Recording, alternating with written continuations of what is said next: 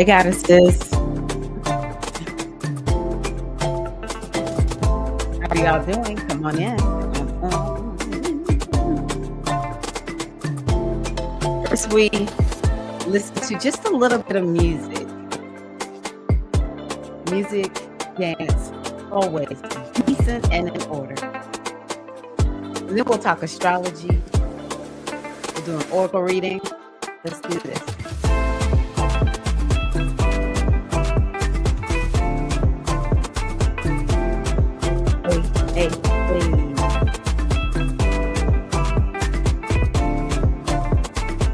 Hey, who remembers the snake? Who remembers the snake?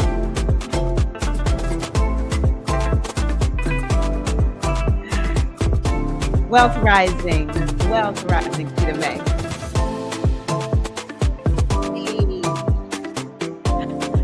Spiritual goddess in the house, how are you, Grand Rising?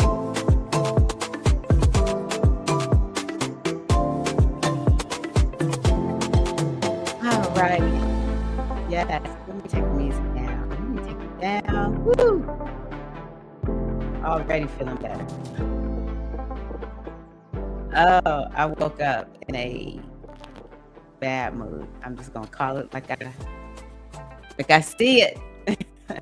How's everybody doing? How are you? So happy that you are here. I'm Tirra, your goddess guru, your sister friend, and I love helping women align with their life purpose using the power of ancient wisdom and the goddess-centered lifestyle. And yeah, I'm here this morning to connect with all of you beautiful women out there and to do some astrology, do an oracle reading. So much, even though we're not in lockdown, there's something about this time where I'm like, this reminds me of 2020, where it's like we need to make sure we encourage one another.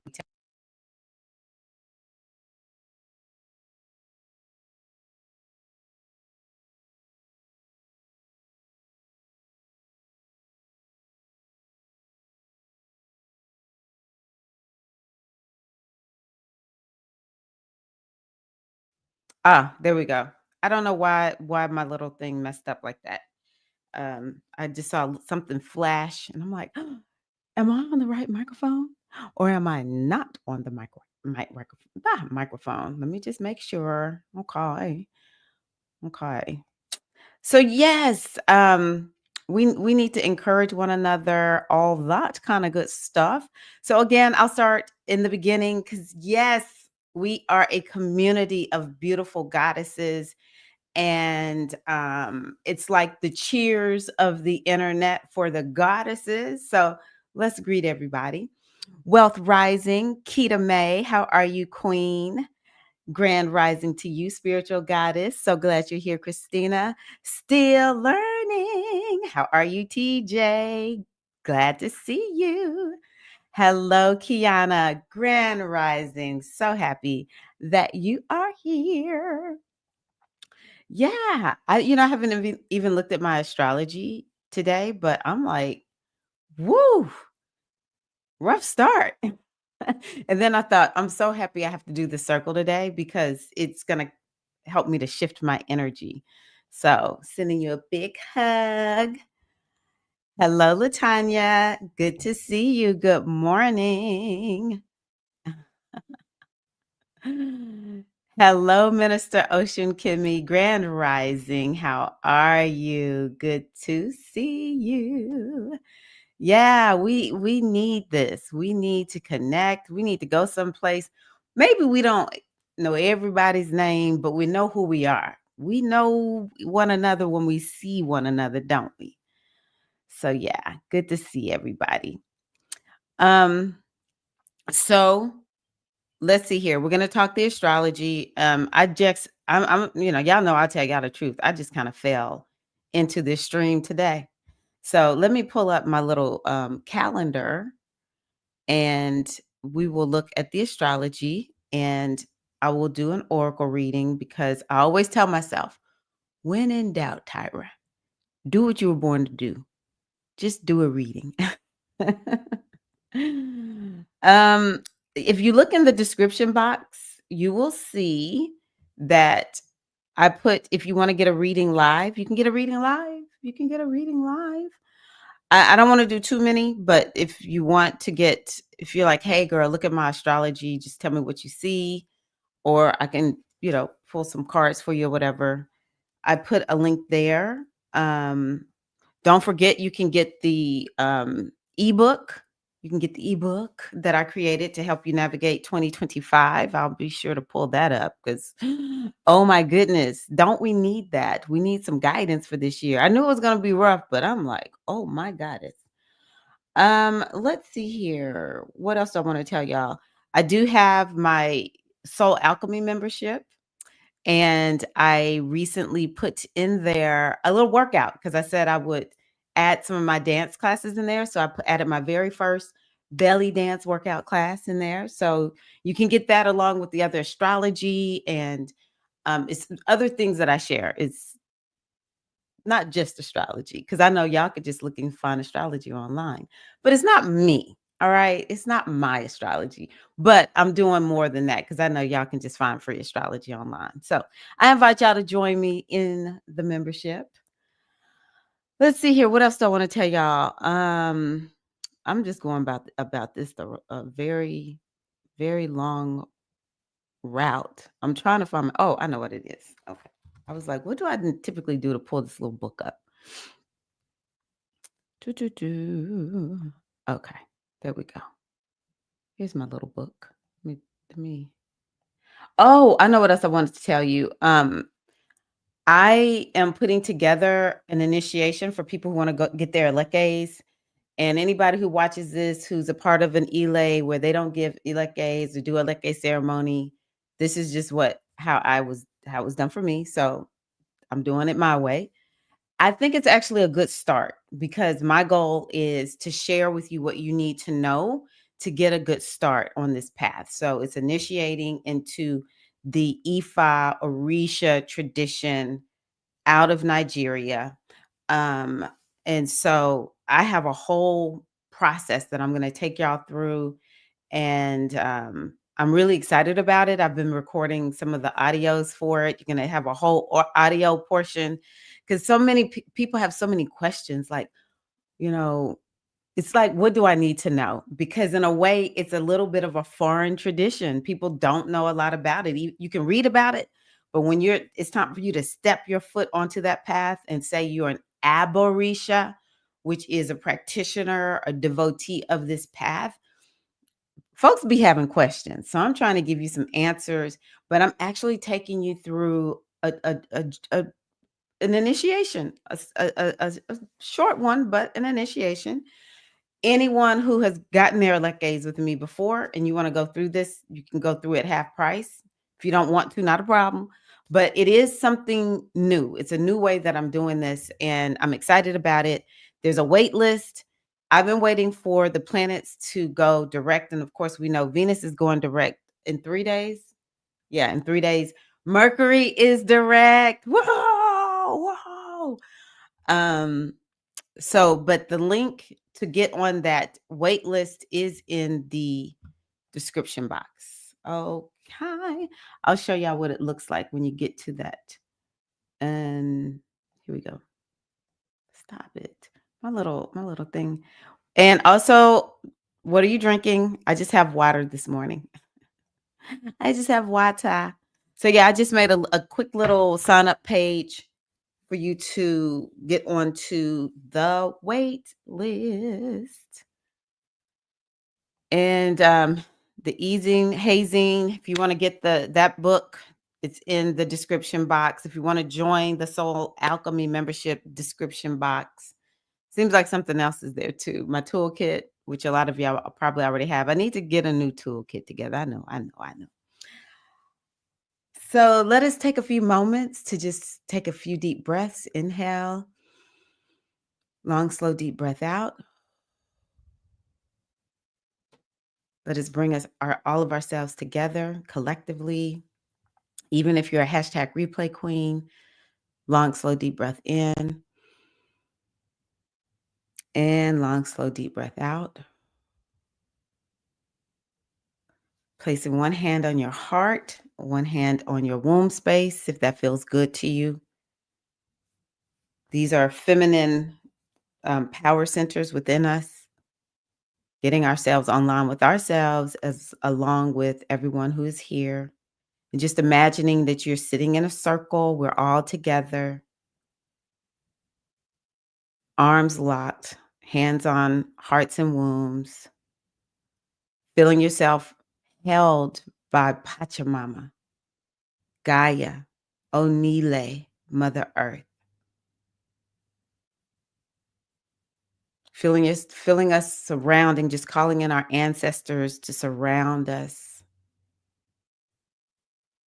Any dark deceased ancestors or dark energies hanging around, you cannot stay. I send you on your way with light and love towards your healing, but you cannot stay here.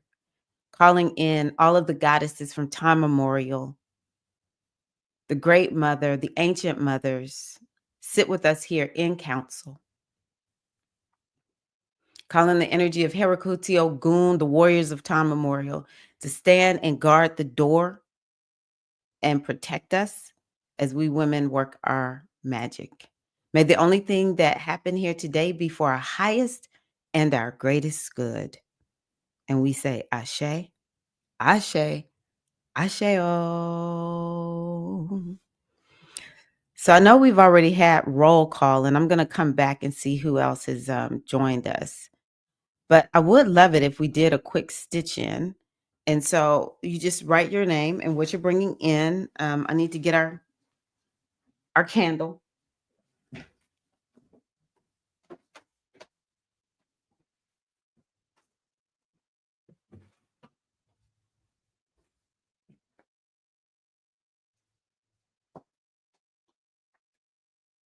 Okay. I am Tyra, and I gotta say I'm stitching in with gratitude. I'm so grateful for you all. I really am. I'm grateful for this work. Just grateful. If you want to, you can light a candle with me. But if you can't light a candle, then this is our community candle. What are you stitching in with?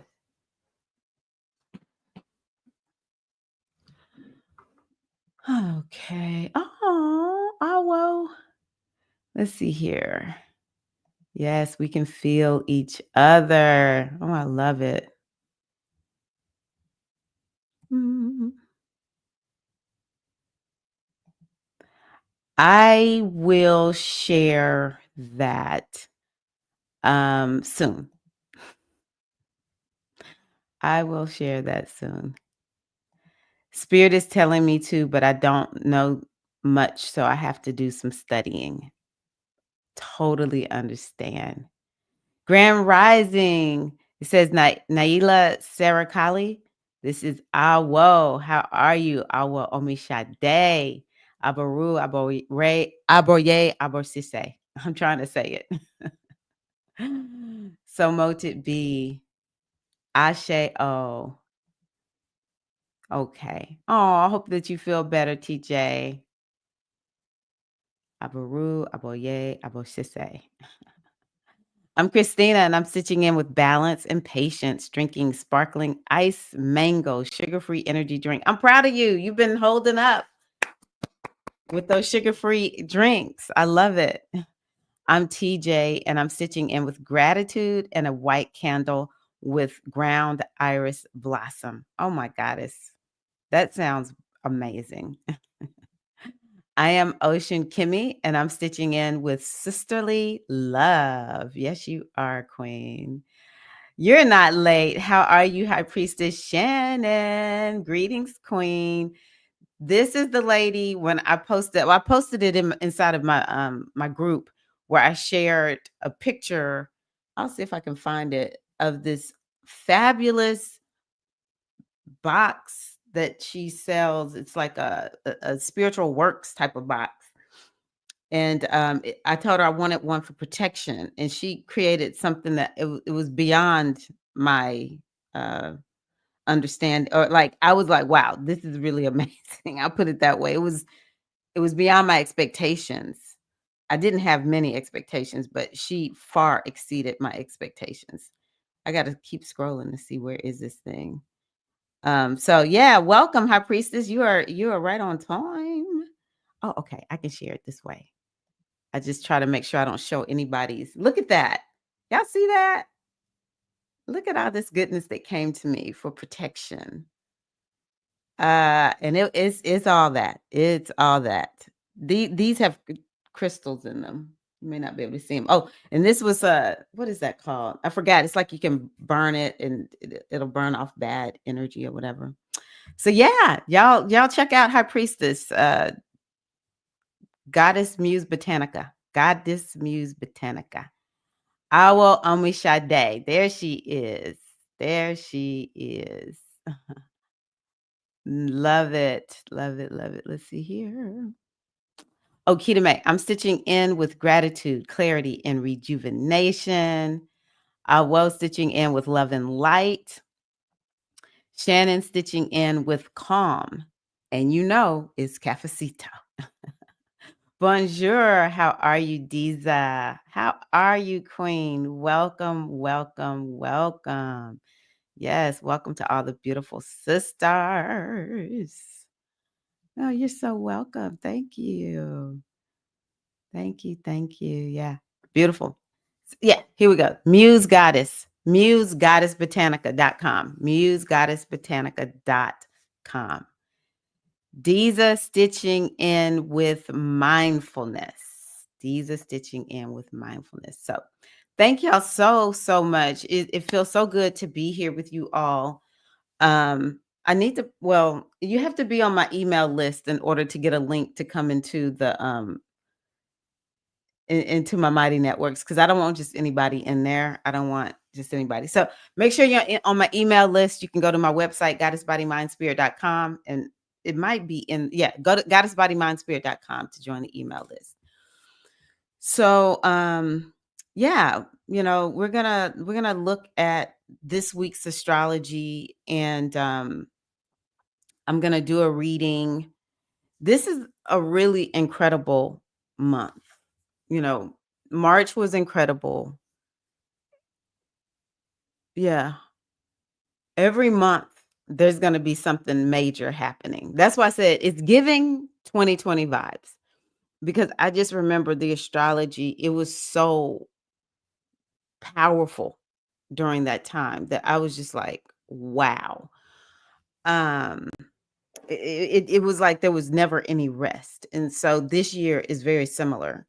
The thing that really has me intrigued right now, and I'm gonna pull up the chart so y'all can get get a visual, get a visual, is hold on one second. Y'all know my brain, I have to do one thing at a time. I wish that I could multitask, but such is not my calling. How do I get rid of these ads? I hate these ads so much.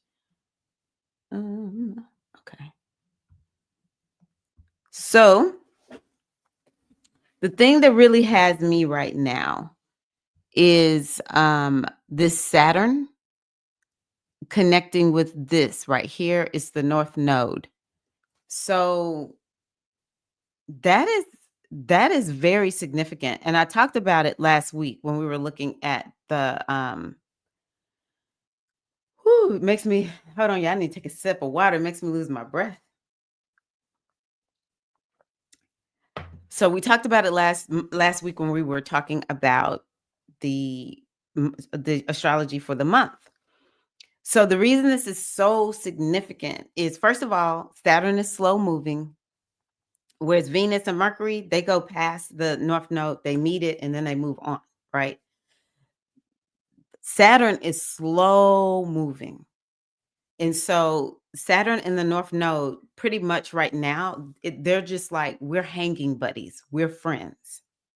So the North Node is, in fact, about a significant new beginning. It is about pretty much there's like a death that is happening so that something can be rebirthed. And if we don't see that happening in the world right now, then fortunately, You're just not looking at the news. You're somewhere where it's like you don't know anything. Maybe like a little baby in a little baby phase, right? Who they're just here. But the majority of us can see how significantly the world is changing, and there is a new beginning. There's a death that's happening, and at the same time, there's a new beginning. I, in the past, have not really liked talking about New World Order. I can't stand talking about it because, in my opinion, this is just me. The New World Order never profits me and my people. It don't ever include us. I don't like hearing about New World Order. But astrologically, this is akin to something like that. Because what is Saturn? Saturn is structure. Saturn is order. Saturn is like how things are planned out. It is like government, structure, the structure of a thing. And we have it connecting with um, the North Node. And so, yeah, the other thing is, in a way, it's like not on 0 degrees of Aries that it's meeting it. It's in Pisces. So in a way, it's kind of like, something won't change. But there's definitely a death. Saturn is connected to death, and it's also very karmic. So with it connecting with this North Node, it's like Saturn has all this energy. It's like this shakeup is happening. Saturn wants to do what's tried and true, and the North Node wants nothing to do with what's tried and true. The North Node is like, we're going to go in a radical new direction. And so that's what we are seeing is happening, and that's what we're experiencing in our own lives. And so in Pisces, what is that? Pisces is the subconscious mind. If we're talking just the individual, it's the subconscious mind, and it's also the womb. I'm going to tie these two together because what happens in the womb? This is astrology teaching. What happens in the womb? That's Pisces. A lot of it will dictate what kind of start are you getting in life, or how is your world being colored as you come into the world. And maybe this is giving us that opportunity to get a reset, to do something new, to do something different, to move past ancestral patterns that have us hemmed up in this lifetime. It's like, where are you stuck? This can help you get unstuck, but it's you're getting unstuck from something karmic. You're getting unstuck from ancestral patterns that have plagued your lineage, for a long time. So there's a lot of opportunity here, and it's a lot of things that could be coming up for you or that will happen that you cannot exactly anticipate. And this is a situation that we're really having to ride with the entire month of April. So I want y'all to, Pisces is very healing. I want y'all to be doing that. Where are your addictions? What are the things that you're like, this is the worst part of me? That's Pisces. Pisces is that the innermost part. Now, it's not all just the worst parts of me. Don't get me wrong, but there is this energy, like the part of you where you feel like it's your downfall, or something about sabotage, because Pisces is the sign of self-undoing. You just can't make inroads. You can't make gains, right? This is the opportunity to take care of it. But what it's going to require is you being willing to weather the storm. I'll call it that. You want to be able to weather the storm, because Saturn is like, I had a conversation with somebody, one of my coaches. I said, let me explain something to you. The only way to deal with the things in your life that to a certain degree cause you fear, because it's bringing up a lot of our fears. Pisces is where our fears are hidden, and Saturn is the sign, or excuse me, the planet of fears. And so it's kind of like whatever those fears are, the only way to get through it is you've got to be able to stand flat-footed and face it, because that's Saturn. Saturn is like, we don't make excuses for nothing. We just face it and we're going to do this thing. And so the North Node is kind of like giving you that energy and that motivation to actually get it done. I always see Pisces as the place, and I say this with much respect. I'm a Pisces, but Pisces is messy. It's like all the place, what place in your life is messy right now? This is that opportunity to get a fresh new start. But I'm going to be honest with you, for some, if you don't make the choice consciously, what the North Node does is it's just like, we can do it nice or we can do it rough. Which one? We can do it easy or rough. Which one do you want? Tina Turner, right? Um, what the way I describe it in my eclipse class is you can it's either course correction or amplification of aligned action. Doesn't matter which path you take, you will be on one of those two paths. And I'm not trying to sound mean or scary or anything like that, but it's just how it is. The more with Saturn you take responsibility, it's kind of like, what do you need to take responsibility for right now? And it might be something that you are like, I didn't even know that was going on, but you have everything to do with it. Maybe you just kind of, lied to yourself about it, because that's Pisces. Again, no disrespect, no shade to Pisces. And the reason I'm kind of focusing on the negative is because this Saturn is there. Saturn is like, we're getting ready to take stock of everything.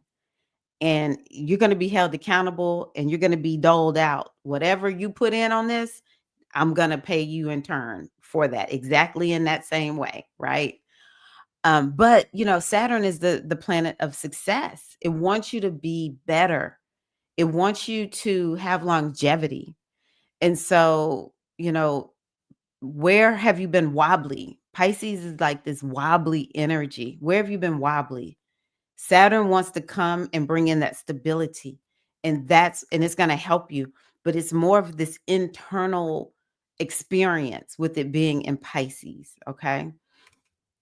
Also, Pisces is about spirituality. And the question is, are you being spiritually disciplined at this time? I sent out my newsletter on Wednesday and I had something else. I had typed up something totally different.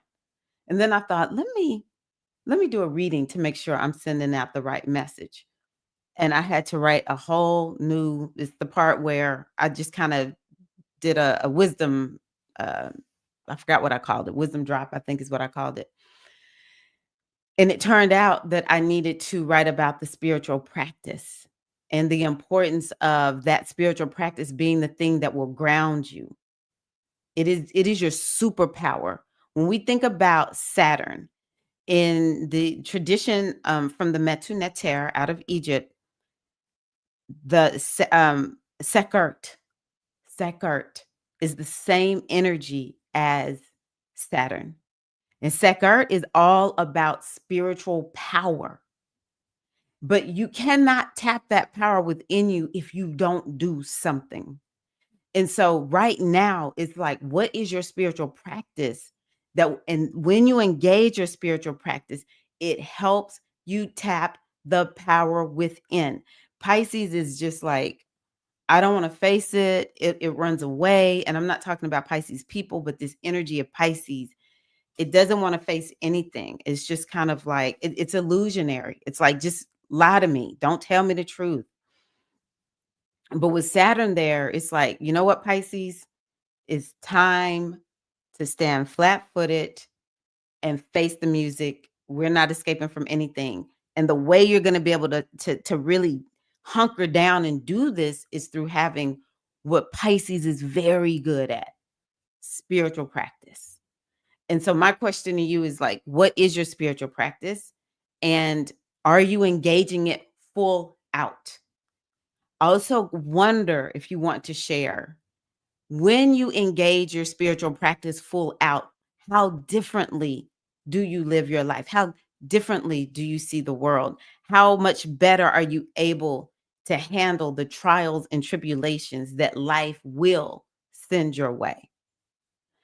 Um, Pisces is also this energy of it's very creative.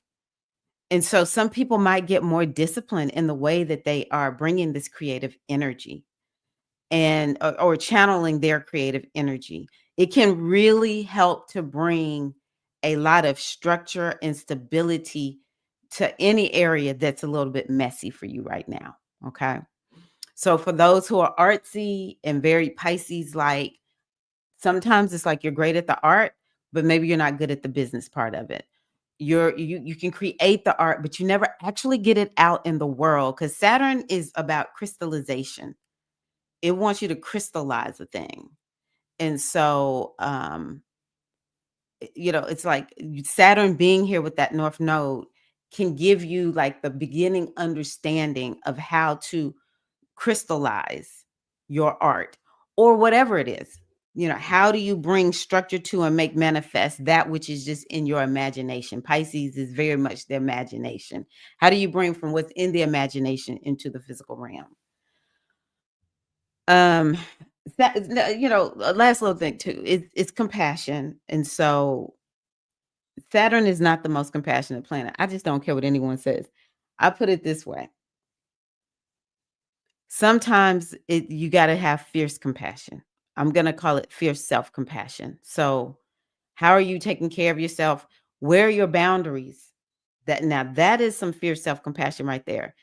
What do you need to say no to? And it's probably some things you've been saying yes to way too much, but you need to say no. You need to say no. I have a friend, she invited me to be a part of her bundle, and I had said I wasn't joining any bundles, no summits, nothing. I was not going to be a contributor in the month of April because I need to focus on just certain things that I had said I was going to focus on in my business. I was so tempted. I was so tempted. But I just said, because I know my May, I have some big events coming up, personal events coming up in May. And I was just like, I don't want to be worn out when the May gets here. And yeah, and I'm doing this Aleka initiation. So I was just like, I don't want to stretch myself. So I said no. It was hard. It was hard. And she even was like, hey, it's not due until April 28th. So, if you get freed up, let me know. I loved it. And so, it's like some of us really and truly need more boundaries. We need to say no. So my question is, what do you need to say no to? And let's see here, Saturn and the North Node, compassion, and Saturn is blockages. I really do think with this North Node and this Saturn conjunction, where you are blocked, you can become unblocked. Where you are stuck, you can get unstuck. But it's going to be through you doing inner work. Inner work. Okay. So I just started with that. I'm going to see what I love all this discussion. I appreciate y'all so much. Let's see here. Mm. Hello, Jaimin. How are you, Queen? Okay.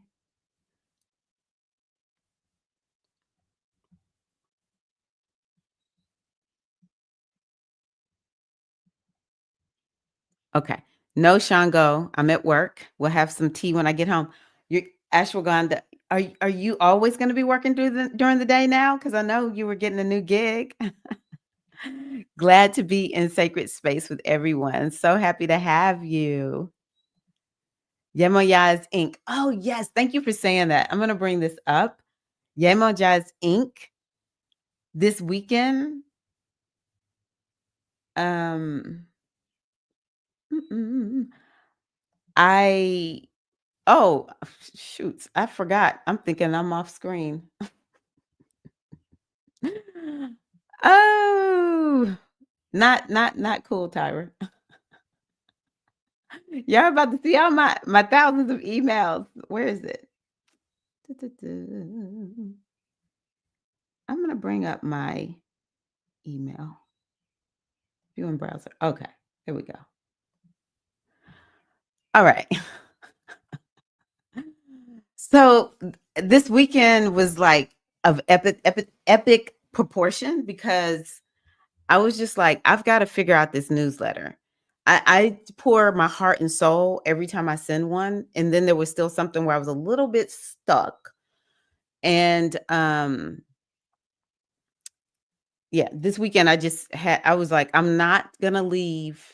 I'm not going to bed until I get this done. But I needed to get clarity around my email. And this is what I was able to create. Yemonjaz Inc. A living temple in your inbox.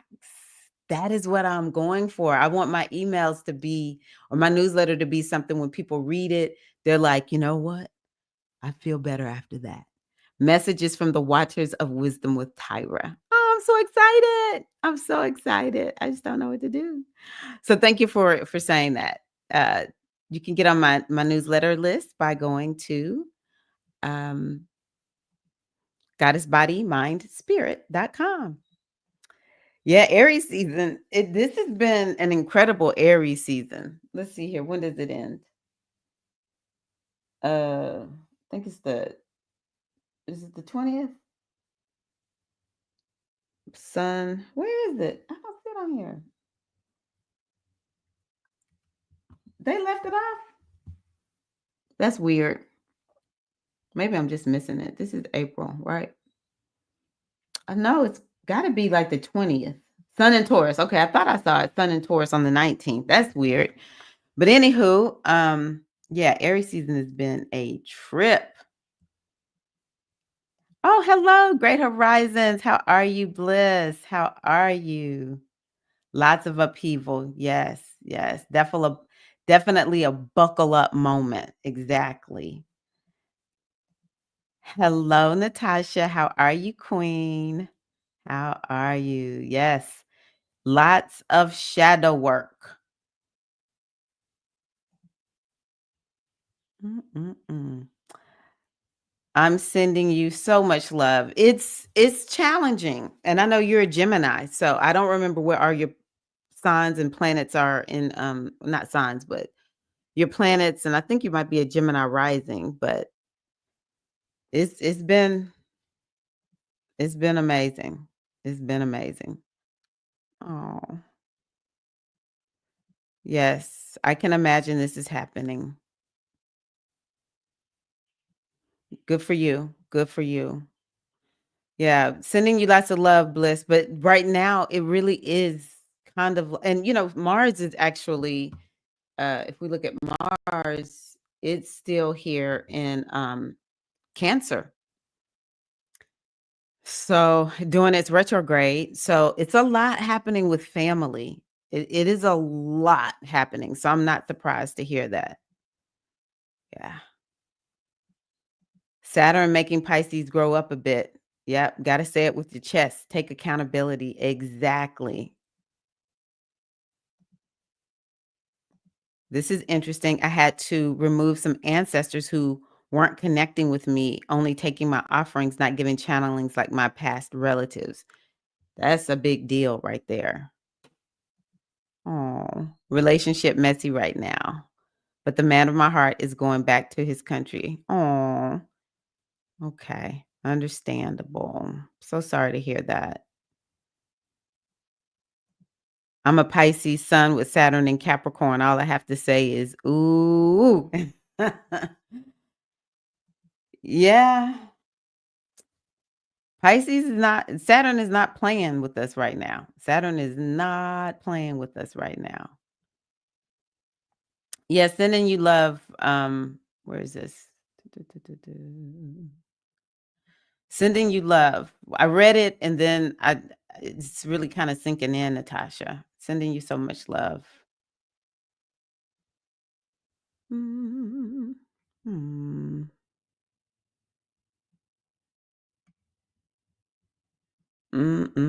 Yeah, even just looking at, I can't pull them all up, but just looking at all of the comments.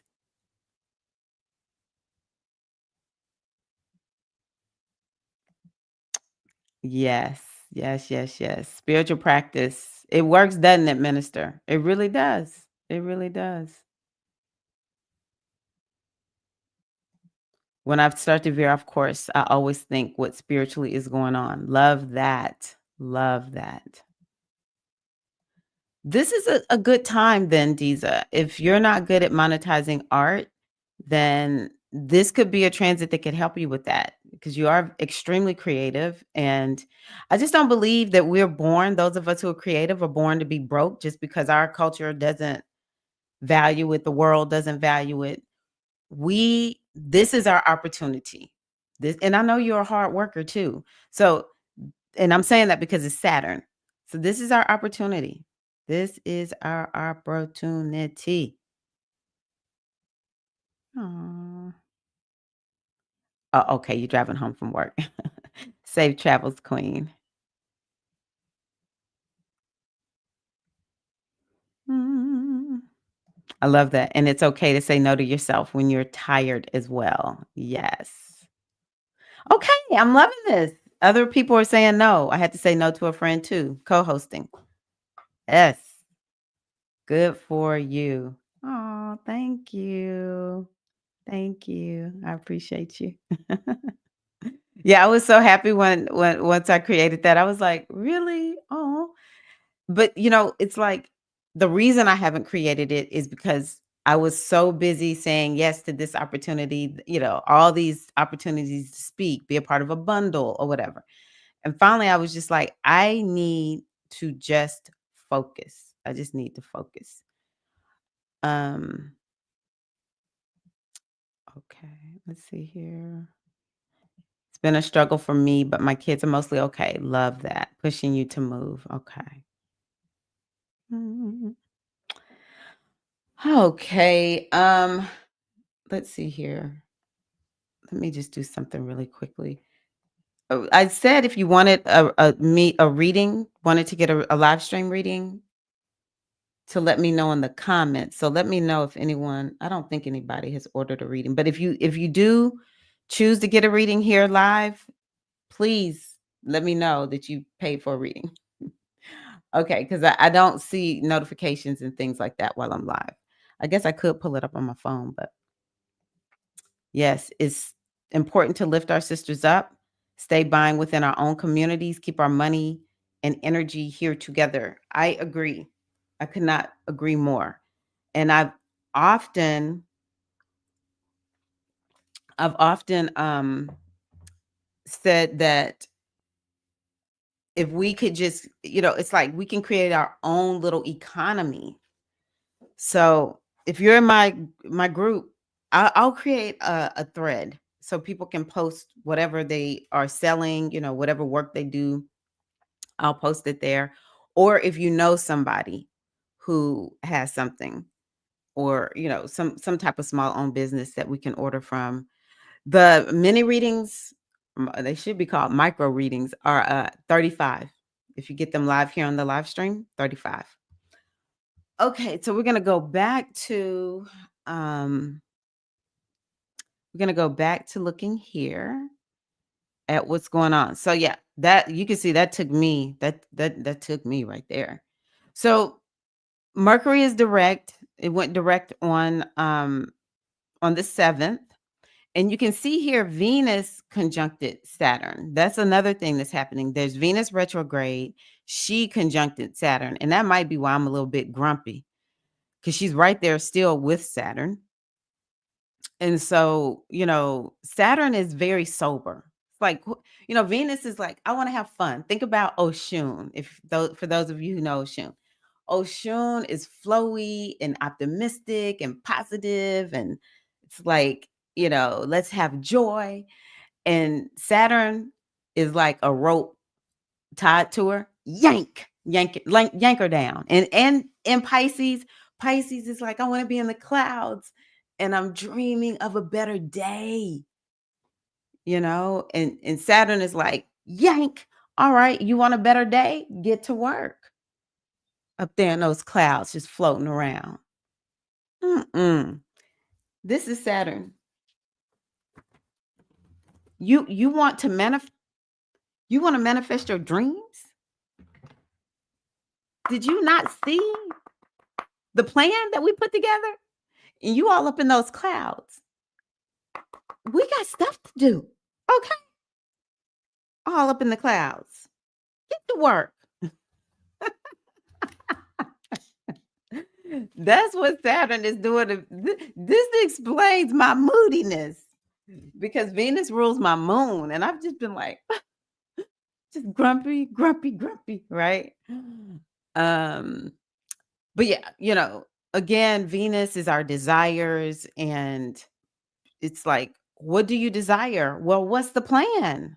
What are you going to do to get there? Or maybe you're kind of like, now this is something that happens. I just told somebody, to a lot of entrepreneurs. It's like, oh my God, I did not know it was going to be this hard. Like, had I known, I have told people, I think if I really knew what it took, I probably would have waited, delayed. I think when people are very slow to get their business going, in a way, I think, you know what? They can tell something. They can see, ooh, this takes a lot. But it's not even just about a business. Think about anything that you want to manifest. I know we want to do the flow and the ease, and we deserve things to be easy sometimes. But there is something to anything worth having. You're going to have to work hard for that thing. There is something to that.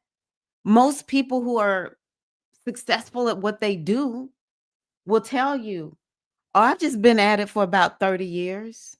That's why I do it so easily and so effortlessly. I've just been doing it for about 30 years. I had to go to school to learn how to do it. I had to go to trainings. I had to intern. I had to do all kinds of things to get to where I am. For to me, for true success. Oh, wait a minute, wrong place. For me, true success means that I will probably have to just I kind of lost my train of thought, but it's like most people see the success. This is what I was trying to say. Most people see the success and they want the success, but they don't all the time know what it took to get there. To me, that's Saturn and Venus. It's like, let's be real about what is going to be required for you to get to where you want to go. These are things that we are contemplating right now. And see, it's in Pisces. So it's this internal conversation that's happening. And it's kind of like, you know what? I know why I haven't gotten to where I want to go, because I know maybe it's trauma. Maybe it's an ancestral pattern that has been handed to you. It's whatever you do to sabotage yourself. Pisces is the sign of undoing. And for the longest time, it's like, oh, this is just who I am. But at some point, you will bump up against it and it'll be like, oh my God, I just really need to admit I'm my own problem. I am the reason. There is nobody else to blame but me. To me, that's sort of like what's happening in Pisces right now. It's like this reckoning that's happening. And so Venus, it's like maybe a reckoning is happening around what you desire. Maybe you're even figuring out, I should not even want that. I don't know if, like, do I really want that? Another reckoning might be with relationships. We've heard there's some ancestral, familial relationships, love relationships that are having a reckoning this week. Venus meeting Saturn. Okay. So, and it's going to happen again. This is the second time because Venus has to move direct. And so once she starts moving forward, she's going to meet Saturn again in Pisces. Okay. And then yesterday we had Venus sextile Uranus. And so that's a little bit more of like a freeing energy.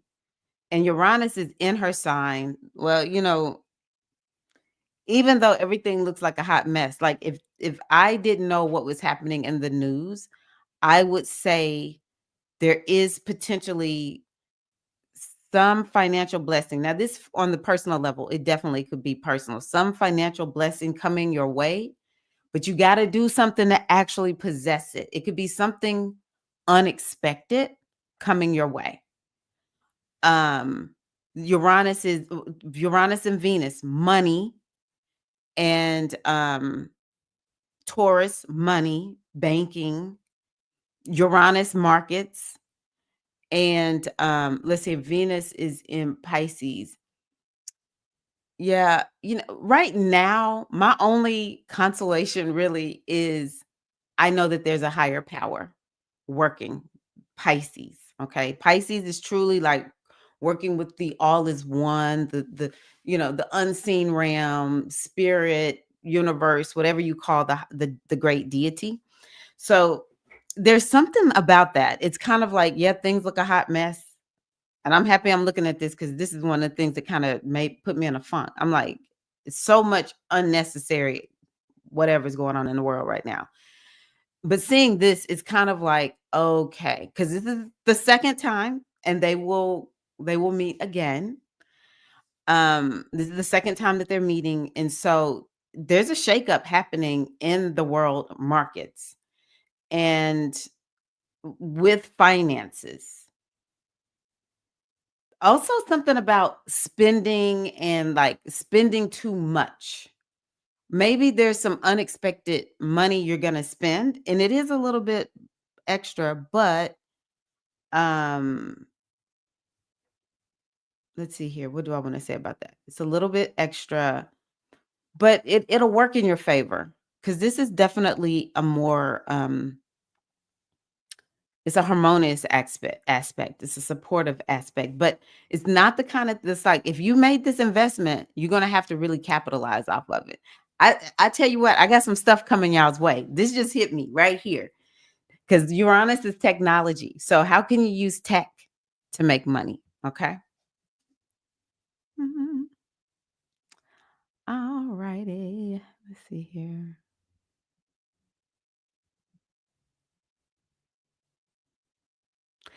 Look, Diza, it's in the description box. Yeah, just go into the description box of the video.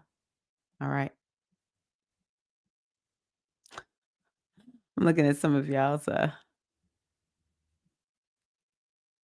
mm. Okay. So let's see here. Where are we? Whew, okay, so today, tomorrow, and Friday, there are no planetary aspects that are short because we're dealing. That's why I took so much time to talk about the Saturn meeting with the North Node because that one's all month. Okay, we're dealing with that one all month. Then we get to the full moon on Saturday. It's going to be a full moon in Libra. Venus is direct. Hallelujah.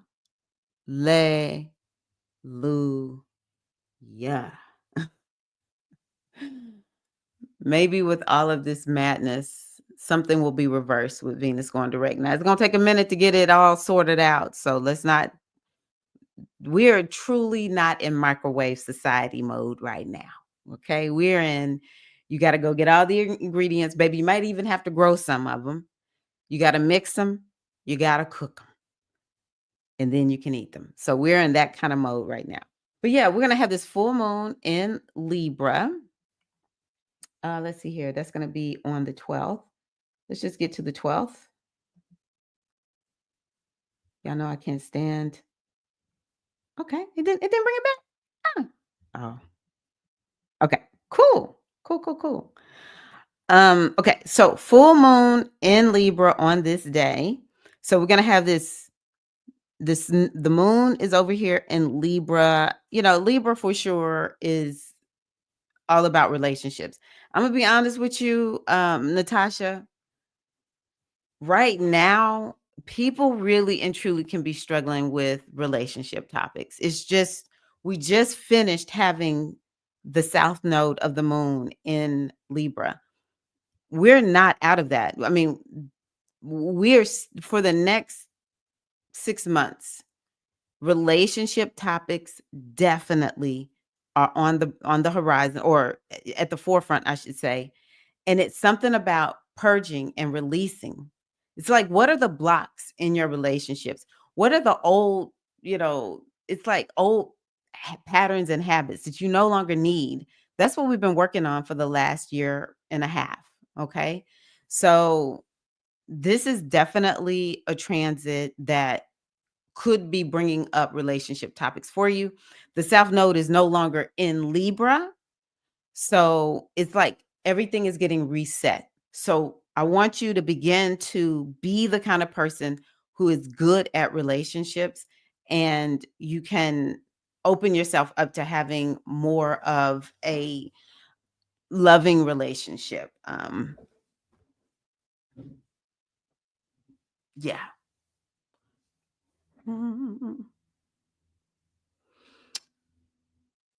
Redefining, redefining, or maybe, yeah, maybe just kind of looking at what new way to approach relationships do you need?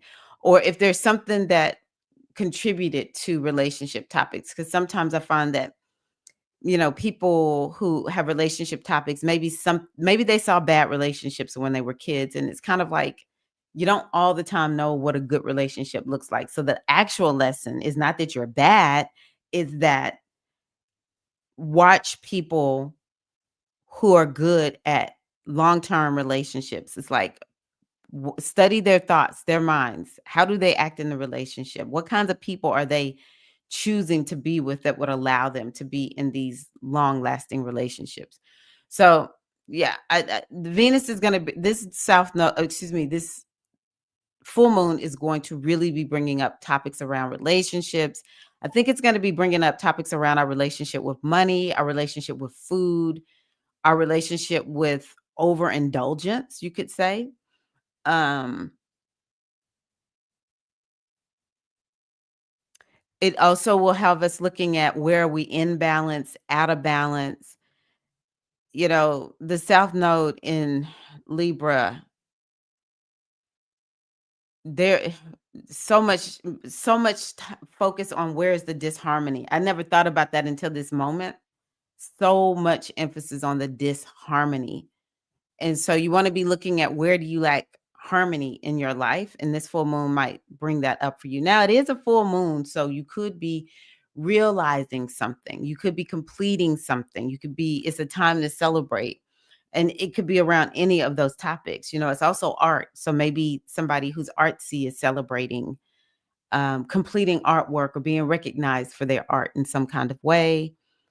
And the reason I think a lot of it is going to be around money is because it's Libra. The new moon this month is Taurus. Both of them are ruled by Venus, who is a major player right now because she's been retrograde. And so I think it'll bring up a lot of Venusian topics also. But it's definitely a full moon where you'll be revisiting some things. Okay. And also maybe even just sort of like your relationship with yourself. So, yeah, I might break down the full moon a little bit more in a different video, but that's just what I'll share for now. Um, let's see here. So Venus going direct. Whoa, exciting. Venus is already visible, so just don't even worry about that. Can I erase that? We're gonna just. Oh no, Lada put that there. It wasn't me. Okay, I thought I had put that there, but Lada put that there. Let me see something. Maybe I did put it there. Yeah, I put it there. Oh, okay. So yeah, Venus is already visible, which is good. That's good. Let's see here.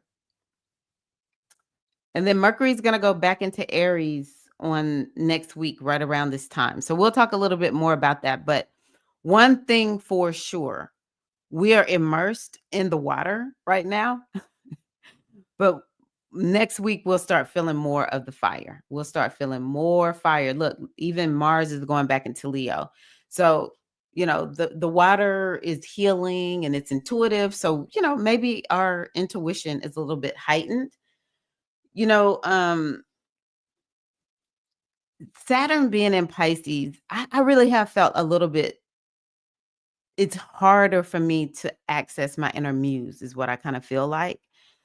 Um, but it's like with Pisces, there's a knowingness that you have to tap into. So maybe that's something that a lot of us are getting more connected to.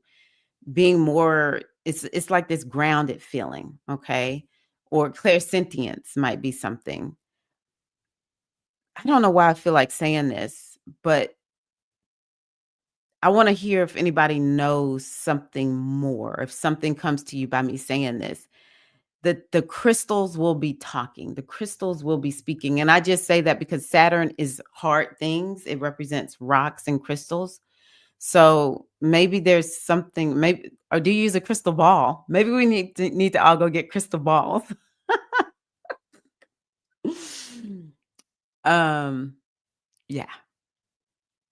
So maybe you need to be working with some crystals, and that's going to help with the knowingness. The wisdom is in the crystals. They will speak to us. But anywho, healing, intuition, it's more of an introverted time. It's laid back. I've been hearing everybody say, "Oh, the American people, they're starting to rise up. They rose up right after Trump won the first time." I'm like, we weren't in retrograde like this. I don't really know. I wasn't doing astrology like this, but I don't think we were in retrograde like this the first time Trump won. Maybe we were. I don't know, but um, my prediction was we were going to get up and going in April, and we'll just see it amplify more and more and more starting next week. So enjoy this time, even though in a way it's kind of not fun. Enjoy this time of introspection, more of a gentle, easy energy. 'Cause then we're going to be dealing with Aries and Leo, and it'll energize everybody. Okay. It's going to energize everybody. So on the personal level, that's amazing. On the world level, we'll see how it plays out. Um, so yeah, let me see what y'all have to say. Mm.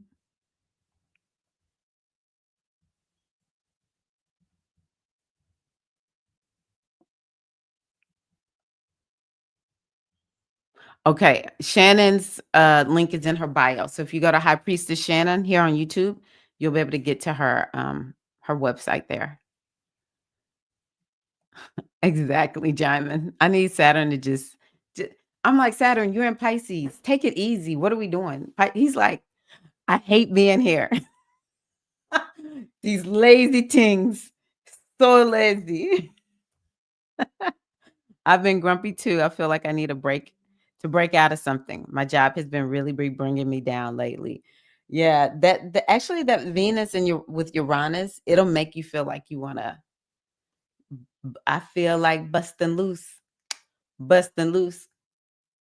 I don't know all the words. It's not coming to my mind, but y'all know it. Where are you, Eileen Ocean Kimmy? Because I know you be knowing the words. Okay. Oh my gosh. Yeah, we need you to talk on our behalf. You're a Capricorn. All the Capricorns, I even attribute Saturn to Aquarius. I need y'all to talk to your boy. Come on now. Come on. Seek balance. Doing is masculine. I'm a doer. So for me, I have to remind myself to do without doing. You know, I relate Pisces to our Orisha, Awa Omisha Day on here, Naila Serakali. Awo and I are both initiated into Yemaja. We actually, I've heard someone say the word siblings. We're siblings. We were birthed together. And our Orisha, she is relaxing in a very relaxed way. The ocean, Pisces. It's like, yeah, you do, but it's with being very, very relaxed. I was also a Tai Chi master. So it's that Tai Chi. Well, I don't know. Is it Tai Chi? I don't know if Tai Chi is super chill because I know there's the Tai Chi and then there's one that's a little bit more martial. I don't know. But anywho, it is this flow and it's gentle, right? So yeah. Oh, let me do this. I don't know why I have let you suffer like this. I said the link was in the bio, but you know what? I can post it here. But I don't know if you can click on this. Because the way I see it, I don't know if it's a clickable link, but maybe you could copy and paste it. You're not don't worry, it's me. Ah, ah.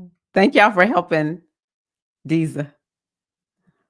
So many want success, but don't want to do the work and want to skip the major steps. Yeah. But if once you decide you're going to work with Saturn, that's why we all get that Saturn return, at about 27, 28. Once you decide you're going to work with Saturn, you're unstoppable. Because Saturn is like, baby, we're in this thing together. Just know I ain't going to let you quit. All right. As a matter of fact, you won't quit. But you want it, you want it so badly that it's like, I'm willing to do the hard work. Hey, you know what? Venus conjuncting Saturn. I'm going to give y'all another one. I'm willing to do the hard work to have the relationship I desire. Now, it's got to be two people in the relationship willing to do the work. So I'm going to need everybody to be real clear about that. We don't stay in a relationship and work hard to make it work when the other person is doing nothing. Everybody got to be working in these relationships. But to me, that is how we get to the end. Both people are like, you know what? We're going through a hard season right now. It's not fun. I almost want to tell you I'm out, but I really want to stay in the relationship. And I want to see, can I work through all of this and make it work and get to the other side? So Saturn conjunct Venus, some of us might be dealing with that. Now, it is too the kind of conjunction that it's like it can bring in that longevity. Maybe some person is one of the, maybe it's been kind of like not super solid. Well, now we need Venus to go direct, have that again, and that's when you really want to kind of be bringing in the solidity of it. Because if you do it while she's retrograde, you know, I can make no guarantees there. So yeah, I saw this earlier, and I kinda talked about that earlier, so we'll keep we'll keep bringing it up because let me tell you, you're not the only one. I know so many women who are seeking to be a part of a relationship, and it's a challenge. Relationships are I'm like, wow, I don't think people realize how challenging relationships are. Love, familial, friendships, work. It really takes it relationships cause us to have to do a lot of growth and introspection. And sometimes, now this is the one thing I believe in, you have to study people who are good at what they do. This is what we teach in NLP. You model people who are successful at the thing you want. And it's one of the reasons I made the series that I made, and I need to bring need to bring my husband back on, but it's important for you to find couples. I remember early on realizing I'm not studying nobody, I'm not taking advice from nobody whose relationship doesn't look rock solid to me. I'm looking for people, I'm not looking for high romance or, like the man is whining and dining the woman and that's all I see. I'm looking at a couple where I can see they're having a tense moment. They work through it and they're respectful and it's just kind of like real. I want to see all of it. I want to see the good and I want to see the bad, right? And to a certain degree that's what I did. I did take notes on things that I didn't want. I love my parents, but their marriage was it was rough. It was a rough marriage. And I was like, noted, noted. There were just certain things I made it up in my mind as a little girl. If this is in my marriage, I'm out. I'm gonna try to figure it out before because this part right here cannot be in my marriage. Um, so study the people who have rock solid marriages, relationships. And the thing that I think most people, here's a good one, values. Let's talk values. People don't all the time talk about Venus and values. I'm telling y'all, this is a slept on topic right here.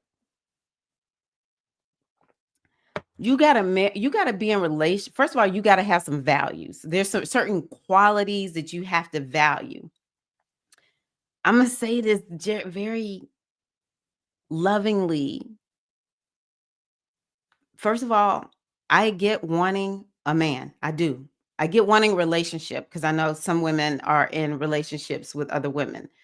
Um, so I get wanting that love relationship. It's just baked in us. Okay. If it wasn't, we wouldn't have Venus, right? We wouldn't have a relationship house. So I am okay with wanting. The thing that we have to do is it's like we have to want a man with standards. We have to want a love relationship, a loving partner, but we've got to have standards. We've got to have values. Like I valued a man who, whenever we were out together and just chilling, when I heard him talking about other women, he never called them out their name. If I had been with my husband and I heard him call a woman the B word, just kind of in talking, I would be like, it would have been a absolute no for me, you know. And I'm not saying you need my values, but what I am saying is like you've got to have a certain set of values. Like I value conversation. And if I'm with a man who doesn't want to have a conversation with me, he doesn't want to talk. And I always thought to myself, I like nerds. Like when I was in high school, the boyfriend I had, he was a nerd. My husband in college, nerd. I only had two boyfriends. Now I did kick it, y'all. Don't sleep on a sister. I kicked it. But only two boys ever got to say they were my boyfriend. That's the boyfriend from high school and then my husband. Anywho, um, so yeah, I really value a very smart man, a man who likes to have intellectual conversations. And so that's something that I carried into make my decision about do I want to be with my husband. So it's like you got to have your values. Now, I want you to think about values in general cuz Venus connecting with Saturn, you might be looking at your values. And it's like, what do I really value? Do I really need to value this? All you need to do is look at how you spend your money, how you spend your time, the people who are around you. This is not just about relationship, it's values in general. And Saturn can help you set some new values. Maybe you have the values of your ancestors. I remember, and you're realizing, I don't need this anymore. I remember, I'm gonna tell y'all something. I was born solid middle class. Now, my parents, working class, but I was solid middle class. My mama's house was a nice size house, bigger than the house I live in, actually. And I remember my mom so badly wanted a big house. She wanted a bigger house because we went to Catholic church and I went to Catholic school. And so it was people there who had more money than us. And they lived in like 5,000 square foot houses or whatever. And my mother, well, my mother, I think she was a Libra rising. My mama, she liked nice things. I'm gonna say it that way. She was very elegant and she's very different. I'm the Taurus. I think she was a Libra rising.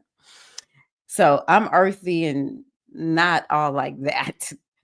And so I remember I was so badly. I just kept thinking, I want a bigger house. I want a bigger house. I want that big house like my mama. Then I was like, wait a minute. Do I want that house or do I want the house because that's what my mama wanted? Now, she never told me to buy a big house, but I saw what she wanted. And one day I just decided, no, I don't value that. I don't value having a big house. Now, I do like big houses. If I get a bigger house, I'll be okay with that. I don't want a super big house. It's just not who I am. But if I come to your house and it's big and nice, I'm gonna love it. I don't have anything against it. But I just thought I decided to homeschool my kids, and that has put me and my husband on a certain budget. So I'm grateful for this little house that I live in because it allows me to homeschool my kids. So I start to value the house that I had. So I think that is something that's coming up.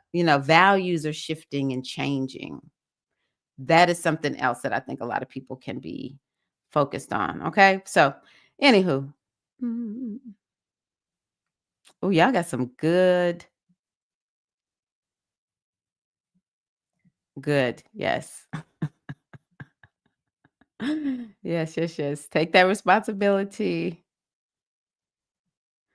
That's a great way to see what's happening in the US right now. The reckoning comes from generations of complacency and compliance. We attracted the chaos that the collective wanted consciously or not. I could not say it better. It's exactly how I feel. I was talking to my neighbor yesterday and he was like, he's an elder. He can say whatever he wants to. But he was like, and can you believe Trump is doing this? I said, let me tell you something, neighbor. It's a lot of people at fault with this. We can put it on him, but it ain't all on him. So yeah, that right there, Jaimin. Look, Jaimin and is it still TJ? They're Capricorn Venuses, so we got the reality check about that kind of thing. Let's see here.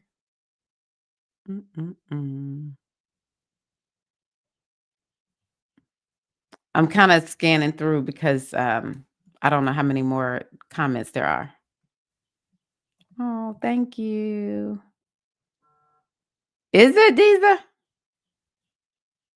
Just I shouldn't be asking for a shipping address. Or maybe it is because don't worry, just you can type it in if you feel comfortable. There's nothing to ship.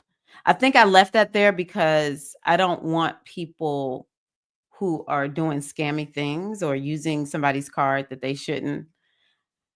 Yeah, but maybe that's blocking people from signing up. Oh, I love this. The Earth Mothers are calling us to stand up and take control. I could not agree. Shipping fees? Hold on one second, Deezy. You helping me to realize something is off. Something is off. Because there should be no shipping fees. And I don't know why it's doing that. Poor Deeza. She just wants a reading. Let me see if I can create something really quickly. Let's see. Do I already have one on here? I'm so happy you told me this because I've never had a problem like that before. YouTube.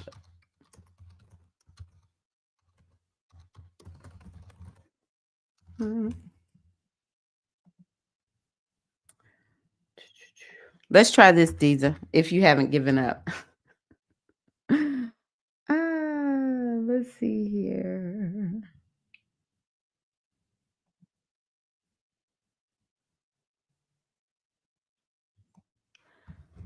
Can you get this to me if you can get this? And I will drop it inside of if you go inside of my community, go to the Facebook post for today. I mean the YouTube post for today, and I'll put it in the link there. I mean in the comments there if you can't access it via the live stream.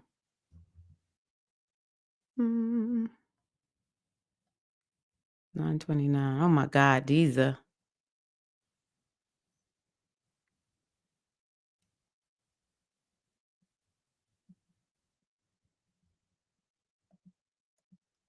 Okay. Okay. Yeah. You're grieving, Natasha. I really do. Oh my gosh. Okay, I'm gonna have to really check into that. I'm so sorry, Deeza, because I just was talking and I'm only just now getting there, but I can still accommodate you if you want. Hey, Caro, Hello, Ayoko. Welcome, welcome, welcome. Okay. Yes, grab that selenite. I think that's for Natasha. Oh, okay. Maybe that was for me when I talked about the crystals are speaking. All I can say to that is salt. Why do you say salt, Diza? Ah, nice. You've noticed that some of your crystals seem to have been amplified, especially the ones I sleep with. Okay, I'm gonna do that. I need to sleep with crystals. I have not been doing that. I will be sleeping with some crystals underneath my pillow, baby. I need that. Okay, so salt. Let's do the salt. I purchased a black obsidian ball a few years ago with the intention of using it as a crystal ball. I love that. What is that? I've been trying to remember the name of that scrying. I think it's scrying. So yeah, y'all check out Shannon's podcast. So I'm glad that we are aligned, High Priestess. I'm so excited to hear this. I am so excited to hear all of the crystal talk. So Jaimin is Capricorn. Okay. Salt from the Himalaya was what I grabbed when I lit my candle earlier. Okay, salt. All righty. Tuesday's Grace is here. Hi, Tracy. Tracy's a Capricorn. She uses crystals all the time. Happy to hear this. Getting your art projects done. Nice. Yes, Tai Chi is chill. Okay, glad to hear you can click it. Thank you, Tracy. The new link shouldn't make you have to give up anything, but I will work on that. I will work on that. Mm-mm. You like nerds too? I love it. Let's see here. My grandfather told me to pay attention to how a man speaks. If he easily say we, us, ours, he's including you in his life. Now that's a good one. Are you included in the future? I remember my older son, I started listening to the way he was talking about his fiance. I think this maybe was even before they were a fiance, engaged. And she was always in the future. He was always including her, and he still does that as let's see how many people on here. I'm gonna put something in my group and I'll share it about my son. Something that's gonna happen in May with my oh, let's see here. We just oh, okay. Love that. Oh, yes. And hold on. If everything he says is I, me, my, mine, you're not in his future. That's good. Are you kidding me? Okay. Well. Oh, okay. Oh, it worked. Oh. Look, I'm getting ah.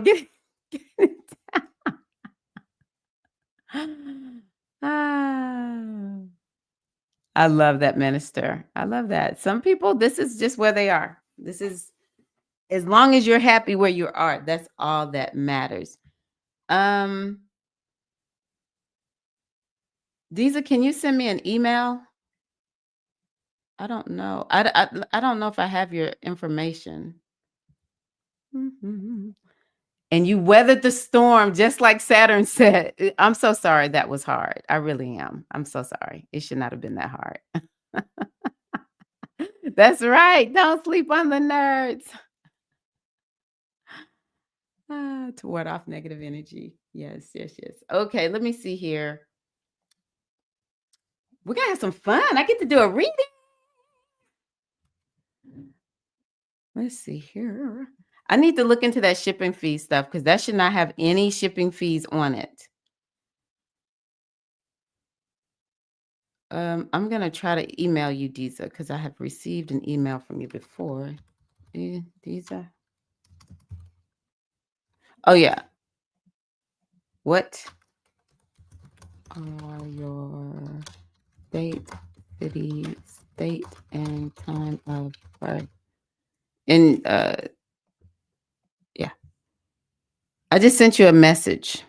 Ooh, I sweet with salt, and sometimes add pepper. Interesting.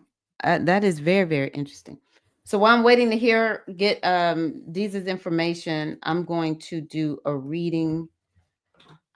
For some reason, I just decided. Wait a minute, where are my cards?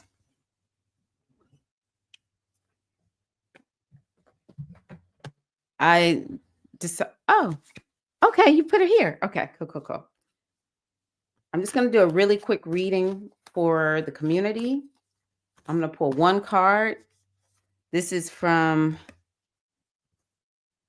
the Starseed Oracle, gifted to me by Eileen Ocean Kimmy. Well, I guess I'm doing two because I pulled two cards. The first one is called Star Brothers. Star Brothers. Look at this. It means Horus energy. Horus, like Heru or Shango. Protection, loyalty, safety, trust. So this is the energy for this next week.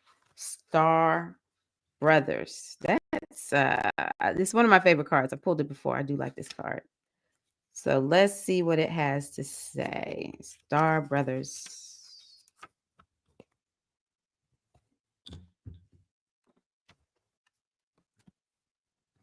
Alrighty. Here we go. It says, this is what this oracle is giving you the message of. You are more protected than you can imagine. It's safe to open the back of your heart. You're being called to be open to receiving a new level of support right now from those in your life and from the benevolent beings you are connected with. Very Piscean. Through ancestral patterning, current life traumas, and past life karmic impressions, many of us have become mistrustful and suspicious of loyalty and have blocks when it comes to receiving support. Okay, Saturn and Pisces. We've learned that we need to go at life alone, that it's not safe to let our guard down and open our heart, that the world isn't a friendly place. The Star Brothers want you to have a new experience of life on Earth. They want you to feel deeply secure and safe, even if you're going through a difficult time. All right, Natasha? They want you to hand over your fears to them, giving this the bliss, to see them as opportunities to let in more love. Of course, from people who are treating you that way. They're guiding you to stay open to receiving a greater level of support than you can ever imagine. Thank you for this reading. Wow. Both in this world and beyond, to call in your team of loyal protectors and supporters, both physically and energetically.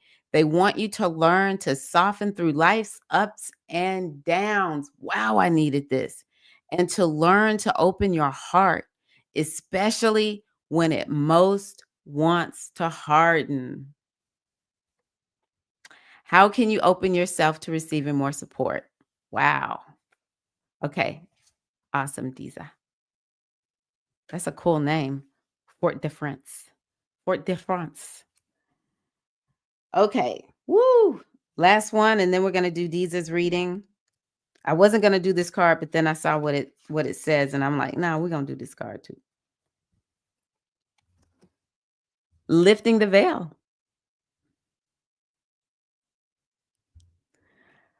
Questioning everything, anything unaligned must go. Things aren't always as they seem. This era of uncovering mistruths so we can remember ancient truths. Everything is in a state of recall and realignment. Snap. Anything that isn't in harmony with the planet will not survive. Let me stay positive because I want to say, it's a few things, a few people I'm like, does that mean they get to go? But I'm being good. This goes for society and the world at large, as in our own lives. Excuse me. This goes for society and the world at large, as well as in our own lives. If you pull this card, you're being called to energetically scan your life for things that may no longer be a vibrational match for who you are and how you've grown. Woo, listen to this next sentence, Sistars. To dismantle the systems and ways of being that once served you and others, but no longer do. This morning, I'm not going to lie to y'all. I said to myself, I really do believe spirit is up to something. It looks like the people whose names is in the news all the time about what they're doing here in the United States. But I was like, surely the universe is up to something. And I just don't see the other side of it. I'm just upset today. Whoa, this is interesting. Some star seeds are here to lift the veil between the seen and unseen world, to shine a light on things that are inauthentic or unaligned with the survival and well-being of the earth. Wow. To stand for and protect those who don't have a voice, Pisces, to look deeper and question everything that previous generations did not, Diamond. Some star seeds cannot tolerate things that aren't congruent. They're here to bring society and humanity back into harmony with the planet and creator at large.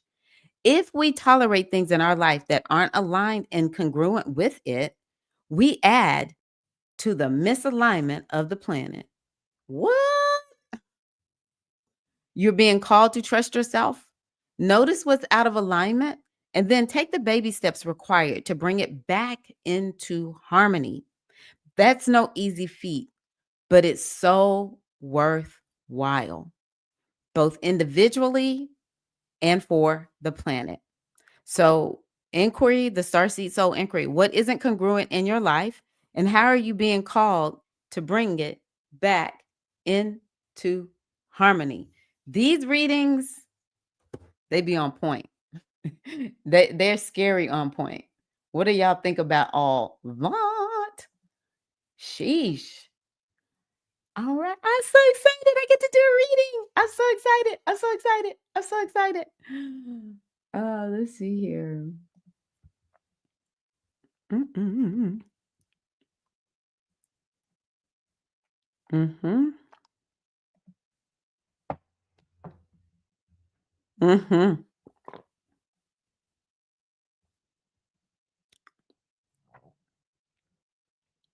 Mm. Yes, me too. Me too. Wow. Okay. Thank you, spiritual goddess. Thank you for stitching out and being here.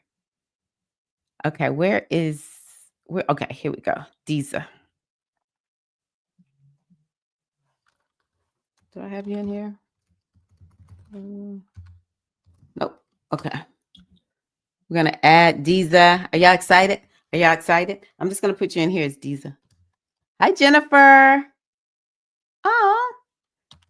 Hold on one second. Easy. Okay. Oh, that's right. Your birthday is almost here, Diza. There is a sign up in a link in the description box, Jennifer.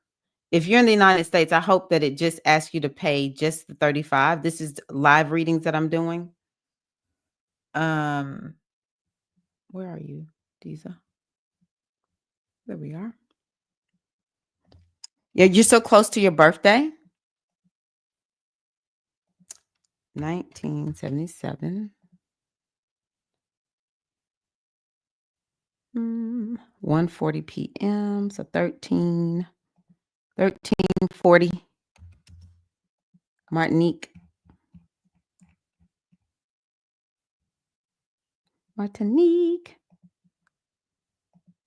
And you said Fort de France.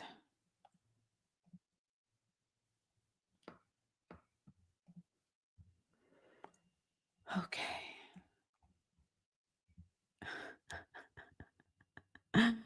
Oh, I just love I love this.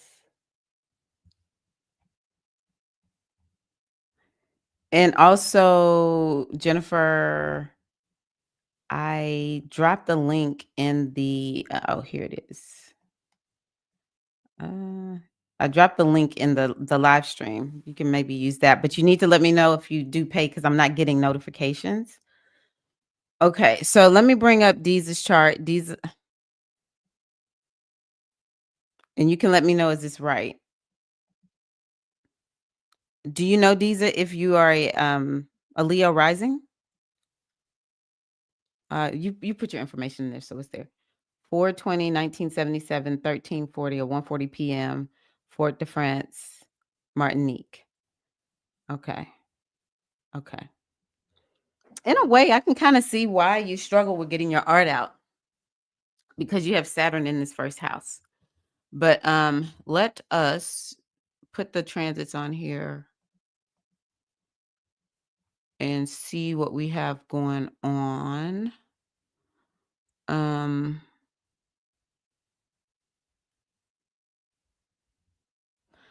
well, if we're looking at Pluto, I'll just start with Pluto. So Pluto is over here. Let me see, where are you? Okay, awesome, Jennifer. Where's Deeza?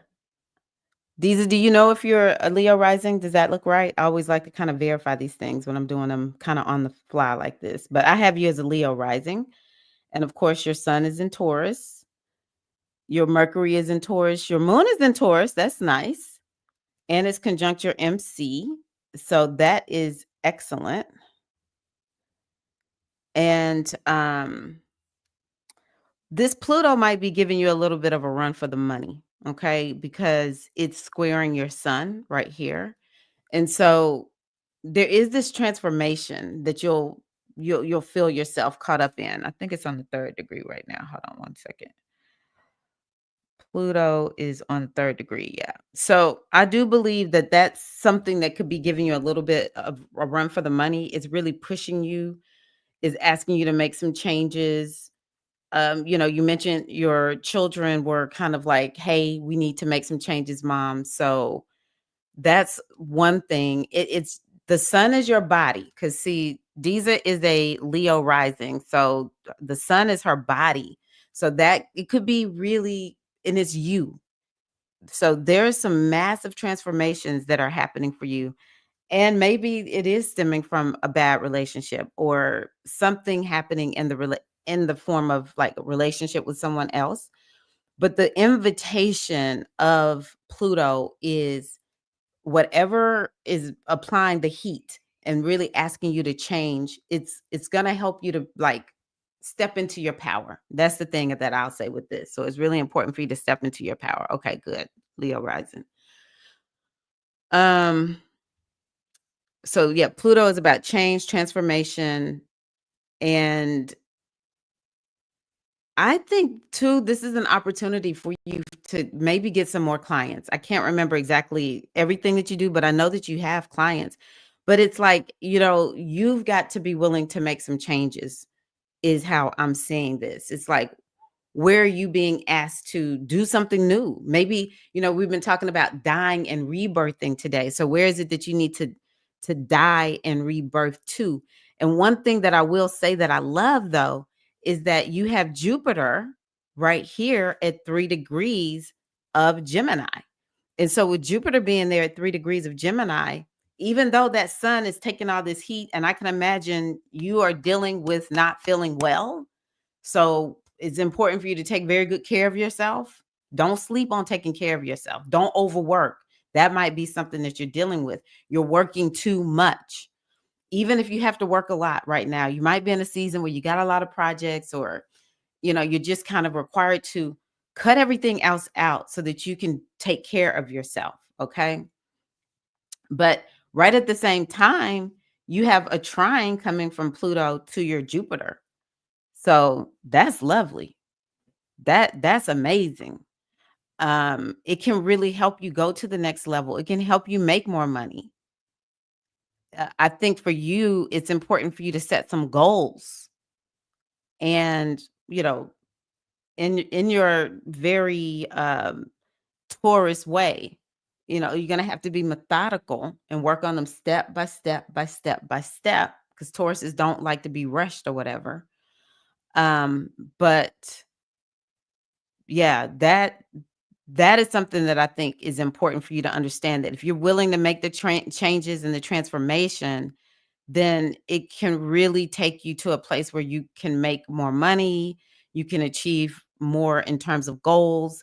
I definitely think something for you, let's see here, Jupiter. Yeah, yeah, definitely. I know you do something techie. You always seem to know techie stuff. Um, but what I see for you, Diza, and I see it with so many women of color, is you have some great placements, and with those great placements, it's things that cause you to doubt yourself, or it's like little sources of trauma. So even though you have this Jupiter right here, you also have Lilith right next to Jupiter. And what is Lilith? Is where I've been disempowered, is where you've been disempowered. And so, even over here, I have two Liliths on here. It's like you got to stand in your power. You got to step in your power right now. That's very, very important. Let's see here. Jupiter is this planet that has something to do with healing. So it's sort of like heal. And the more you do some healing type of work, or it's kind of like deep self care, it might be something that you want to think about. Then the more you kind of take care of yourself, you will find yourself being more successful. You're 1977. So you're getting, oh, you're past 40. So you must be 40, about 40. Let me see here. 77. Yeah, you're past 45. Are you past 45? Because you sure don't look it. Anywho, where's my I threw my phone somewhere. I need to add this up because it's gonna make me crazy. Let me see how old are you, Diza? 20, or you're about to be an age. Right now, it could be a little bit hard until we get to your birthday. I struggle. Oh, 48. You about to turn 48. Oh, that's nice, Diza. That's a good year. You're gonna have what is called you're gonna be in what is called a first house year. So you really want to begin to prepare yourself for new beginnings. I remember when I turned 48, and tell me, am I right or wrong? I was so, it was like a new beginning. It's the beginning of a new 12-year cycle. Okay. So that's very important for you to understand that this little crucible that you're in right now, that's hot and on fire. When we're in that chemistry class and we're doing that science experiment in the crucible, it becomes something new. Whatever these chemicals were that we put in, it becomes something totally new. That's where you are right now, and you're being rebirthed into this 48th. Yeah, 48. You're in what is called a first house year. 47 is a hard year. I don't care what nobody says. I've been seeing so many people go through 47, myself included, and I was just like, "Ooh, it's so hard," because the 47 is a year that's associated with the 12th house, and it's everything that we've been talking about today: cleanse, clear, purify, right? So you're moving, you feel bad right now, you feel a hot mess right now. Where's my phone? Oh. You feel a hot mess right now. It's because you're in your 47th house year. I mean, your 12th house year at age 47. And that's a year of purging. You remember I talked about Pisces is the sign of the womb. And what happens after Pisces is Aries. So you're in the womb, and then you get birthed into Aries. So you're in the womb right now. But it's like you're gonna have to rebirth yourself anew. And when you get to your birthday, I think you'll feel a lot better. Now that Pluto squaring your sun is not fun. I have Pluto squaring a planet of mine. It's just not fun. But it can energize you. Pluto can really give you some energy to make the changes that you need to make. Okay. Let's see here. So, oh my gosh, Pluto, why are you acting up? Okay. Let's see here. Neptune, I'm just going to kind of go in order. So, this North Node, why does it say North? Do I have the wrong date? Oh,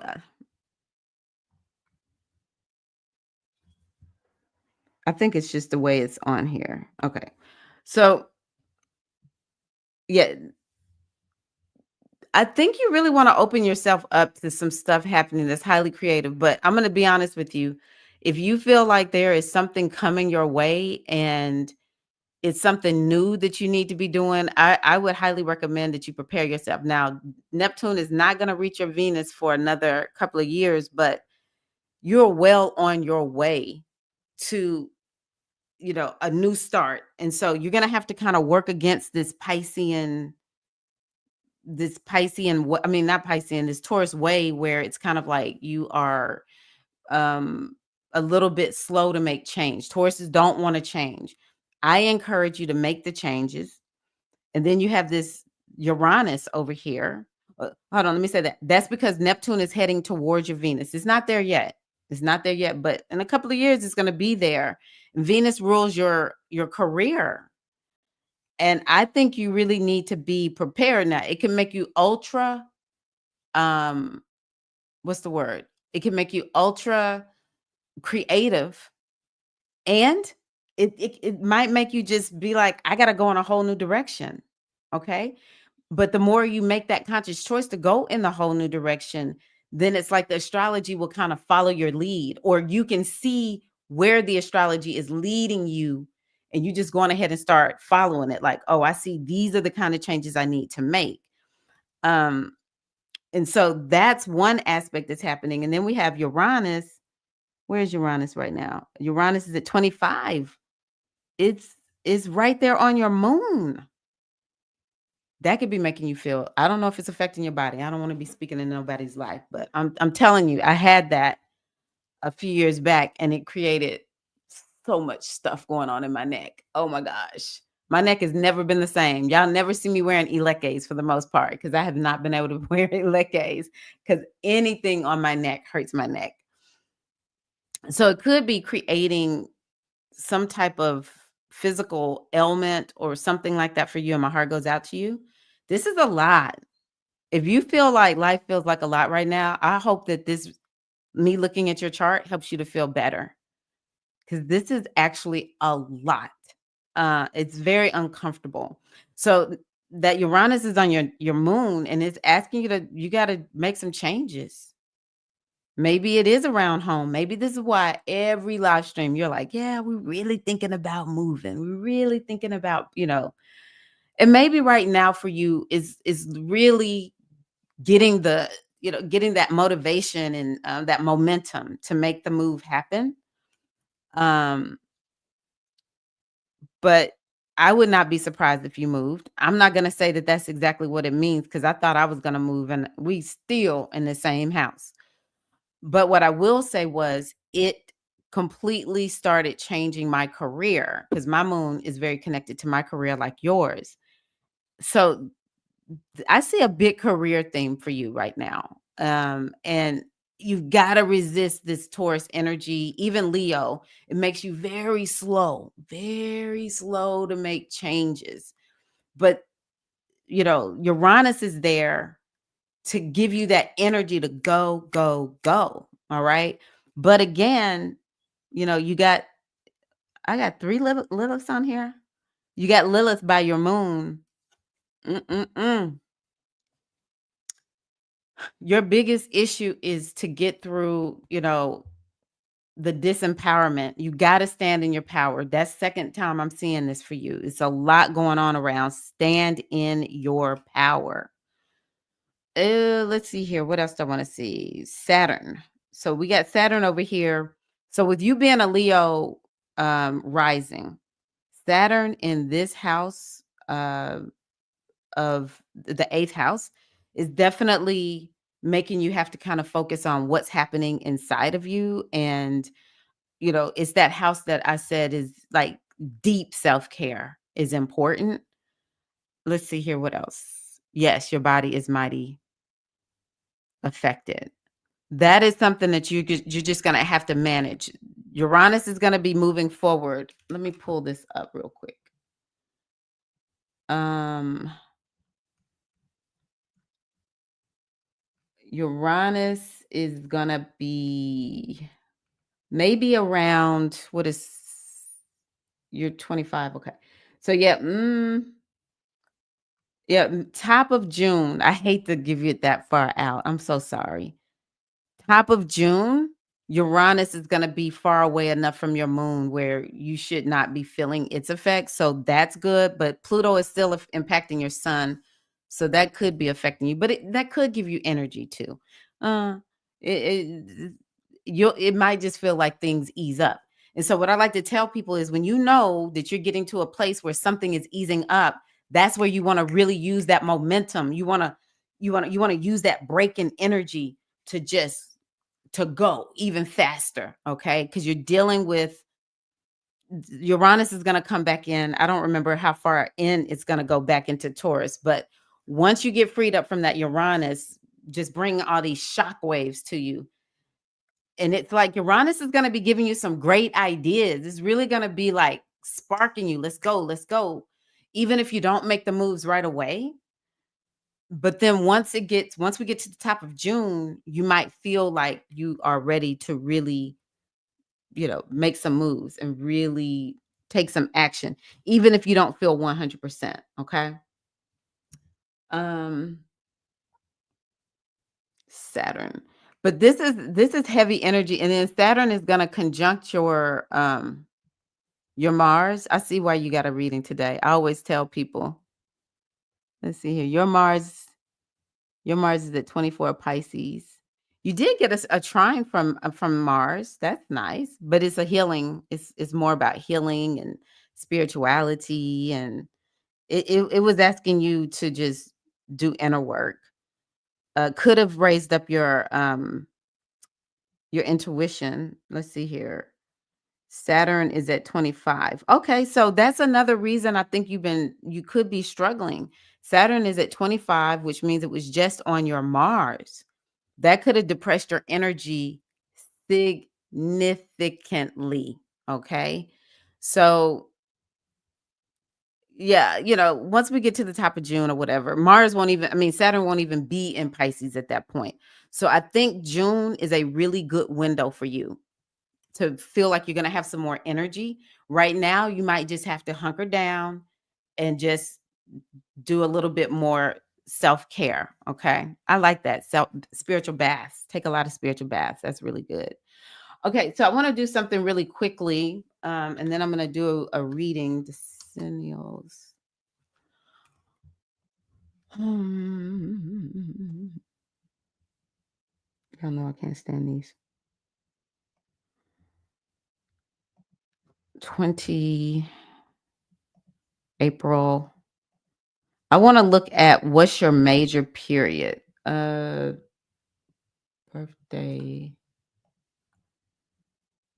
1340.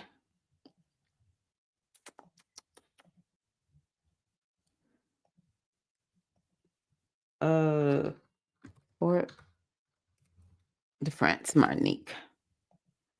This is something that I've learned in my astrology class, and I find it works like a charm. So I want to look at the major period that you're in. There's a planet that's ruling you. Oh, here we go. So Saturn is ruling your major period right now. It's you're gonna have these major periods and you're gonna have these sub periods. And the major period lasts for 10 years, 9 months. Thankfully, you're making your way through this. We're about halfway through. Oh, bless you. Oh my gosh. So this is a Saturnian period in your life. I would imagine that around September 7th, 2019, all of a sudden You go from being feeling so expansive like Jupiter to feeling like everything is a burden, life is hard. And that is because you're in a Saturnian period. It's almost as if today's topic about Saturn is just for you. The more you can lean into what Saturn is calling for, which is you got to work hard. It's a lot of responsibility. It's a very sober time. Maybe you're not going to be having a whole bunch of fun. I mean, come on, you're a Leo. Taurus loves pleasure, right? Right now, you're like, no.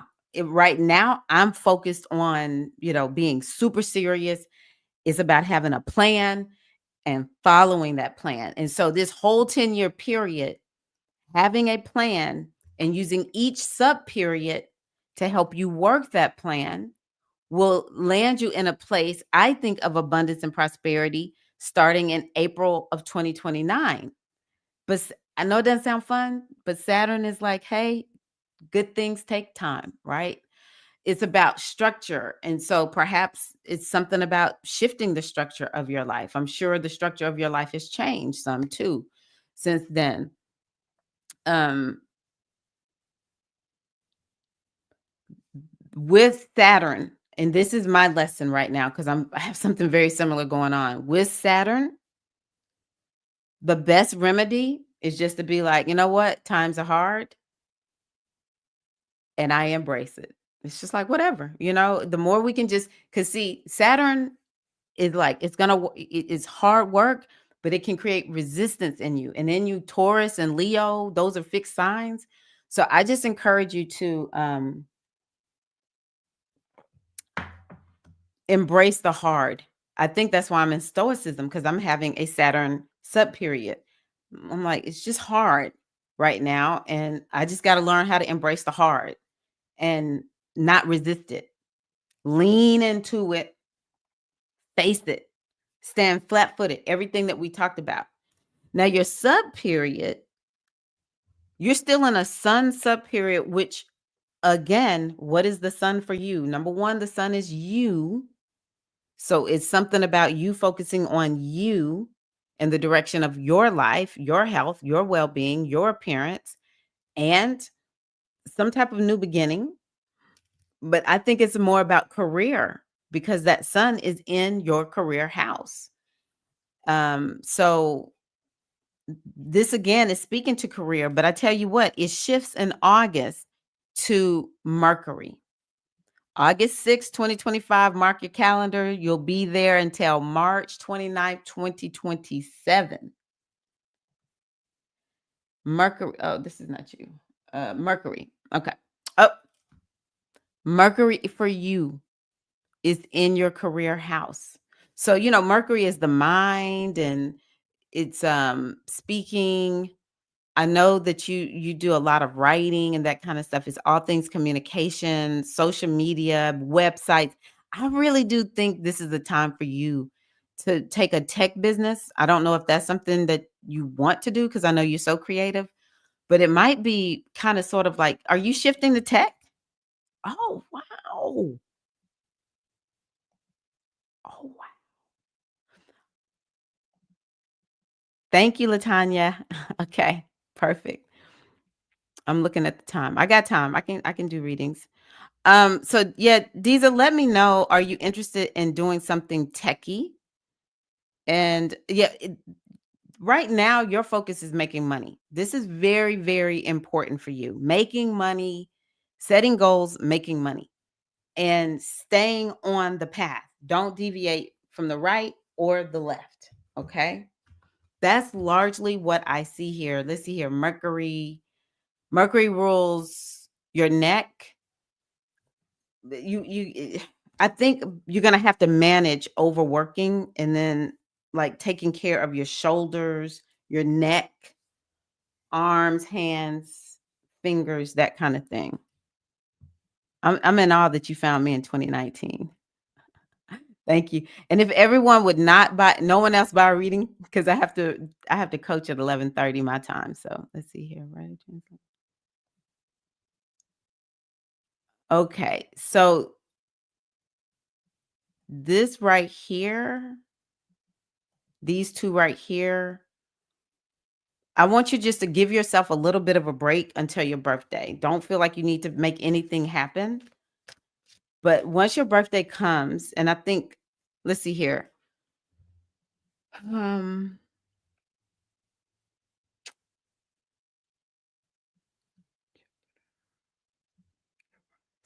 the summertime, I think is going to be a good time for you, Diza. I think you'll really love the summertime. Okay. I think you're going to really love the summertime. It'll be energizing. And I like telling people this because you got to look at when is the energy open for you, right? When is the energy open? When is the wind behind your back? Okay. I feel this card for you. I'm going to do one more.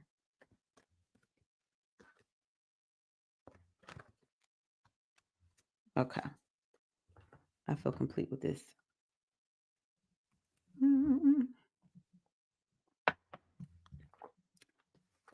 So for you, Diza, you know what? I can buy this. I can buy this card. It's important for you to forgive. I don't know who you need to forgive, but it's important for you to forgive because you have so much energy going into this ninth house. So it's very, very important for you to forgive. Because Neptune and Saturn are going to be in that house. And it's going to help to open you up. So that's really important. And then also I pulled this one. I love this. Maiden of Revolution is what she stands for. And that's what's needed for you right now. Like, how do you create a revolution in your life? How can you be that revolutionary woman? And I kind of feel or hear in my spirit, this is about you taking back your power. Where have you abdicated your power?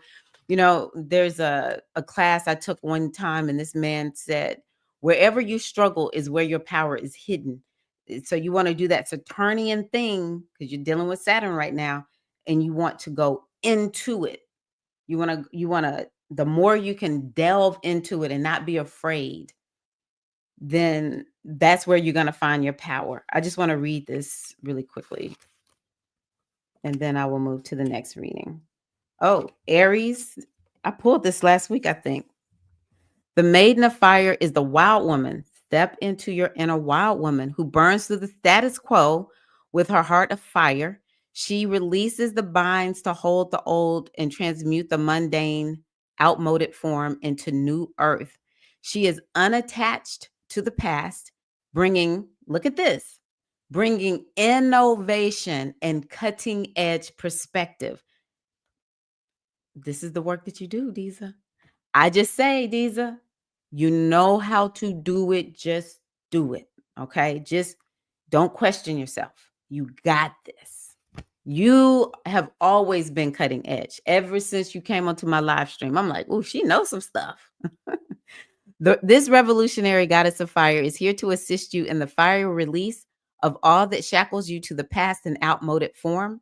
You are ready for her pure flame to ignite your passion, to ascend in frequency that you may change, heal, and express your untamed essence. She brings the revolutionary power of change to you, inviting you to step into your true radiance and shine the light for others. Diza, send me an email because I'm going to send you a transit report. I'll print it out and just email it to you, and that way you can follow the transits. Yeah. How was that for you, Diza? This is stay the course. You have what you need to do it. You got to continue to work on that self-belief. And I encourage you to listen to people who are a little bit stoic.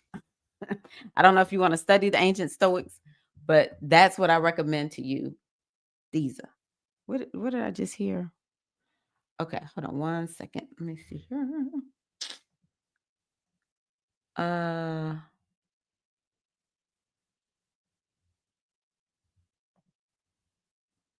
Jennifer, do you want to drop your details in? Where's Jennifer? Yeah. I can we can talk about forgiveness. Mm,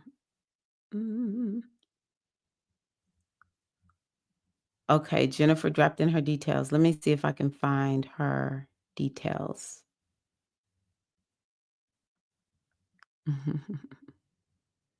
Hi, Jennifer. I need yes, time of birth and city and state of birth. And okay, I have your I think I have everybody's email. Hold on, let me see something. Okay, I have your email, Jennifer, because I just want to make sure. Bella. Yes, okay. I have your email because it comes through Stripe. So I'm gonna send everybody, the three ladies who are getting readings today, I'm gonna send you a transit report. Um, okay, so let me and thank you. Thank you, Bella. Thank you so much for getting a reading. I'm so excited. Add Jennifer. Oh, Haiti. Okay. 3 p.m. Haiti. I'm just gonna put because I might have another Jennifer in here. All right. Oh, we got a lot of April birthdays. Happy birthday. 3 p.m. So 15? No. Yeah.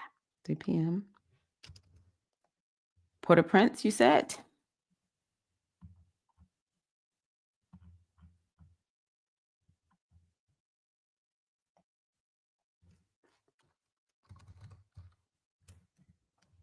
They're doing this differently in a way. Port-au-Prince. Okay. Jennifer. Ready? We got another Leo in the house. Do you know your chart, Jennifer? We got another Leo in the house. Okay, let's make sure I did this. Oh no, hold on one second. That's why I always double check and triple check. 1589. Let's see. Hold on. Maybe it's not a Leo. You are a Leo. Oh, I'm so happy to hear that. I'm so happy to hear that, Diza. 15 April 1989. Is that right? And then let's see here. Okay, so you about to have a birthday. 2025 minus 1989. Oh, wow. We have some twins here. So, so you're going to be 36 on your birthday, Jennifer, is what I have. And 36 is like 48. Because if you think about it, 36 plus 12 is 48. So Jennifer, like Bella, is entering a first house year. And so this is a time for you of new beginnings. First, we want to say happy birthday. Her birthday is coming soon. Um, yes. Okay, so first house year, new beginnings. You have been in a period where it's like 35 is a time where you're burning off the dross. You know, you're getting ready to step into a phase of womanhood where you're like, I finally feel like a full grown woman because in astrology, your sun doesn't actually really start maturing until after 30. You don't actually really start to get into that sun and make it work for you until you get past 30. Saturn, you know, it's like Saturn starts to get more mature and you're able to handle it the deeper you go into 30. You just start feeling more and more mature. And 36 is like this special year to kick it off. So I want you to be open to some new beginnings, okay? Um let's see here. Wow. Okay. So you also have this Pluto, you know, in your 7th house. And while it's not interacting with a whole bunch of planets yet, it is bumping up against your Ceres, which is an asteroid. And so I would imagine it's something about you feeling nourished. Maybe you're not feeling nourished on your job. That might be something that or you're in your career, I should say. It's something that you're struggling with. Um, I want to say that, when you start feeling hungry, it might be, people don't know this, but people with this fixed energy can be workaholics. So you might be working too much. If it's not that you are, if you're feeling unnourished by the career, some of it could be that. Is that what is going on? Y'all are. Um, or just in general, you don't feel fulfilled in your career, or it's something about relationships. There's something, maybe relationships got the career off a little bit. Um, but yeah, Pluto I don't think is giving you too much of a run for the money. This Neptune is okay. It's almost like Jennifer is just kind of like escaping all of the big planets, and her planets aren't interacting with them yet. So Neptune is in your ninth house. There's definitely something about a new vision, a higher vision, and maybe even like this spiritual journey that you'll start feeling like you want to go on. Let's see here. Where's your Mercury? Your Mercury. Oh, so I don't know if you have writing aspirations or something about where you're out in public, you're out in front of the public. That could be coming up for you also. It's like you really want to make some moves when Neptune is there. Even though Saturn is going to move there, and it's that, well, I don't know if you were here on that part of the live stream, but it's where we start talking about whatever you're dreaming about. Saturn is going to be asking you to come up with a plan and be real serious and go for it. It's like, but you got to take step by step by step. You're in Aries, and Aries is like, let's go. Let's go. Aries is just raring to go. Look, just like Bella, even your Venus is in Aries. Okay. Wow. Are y'all related? This is so interesting. Anywho, yeah, you're like raring to go. And but right now there's something that's kind of like, hey, you gotta be slow and methodical. That's really important for you right now. Let's see here.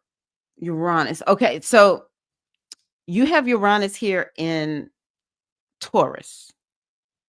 And there's something that I think will be creating massive changes for you in terms of your career. Okay. Because Uranus is headed towards this MC. This MC is your career point. And so let me just make sure I have that. And so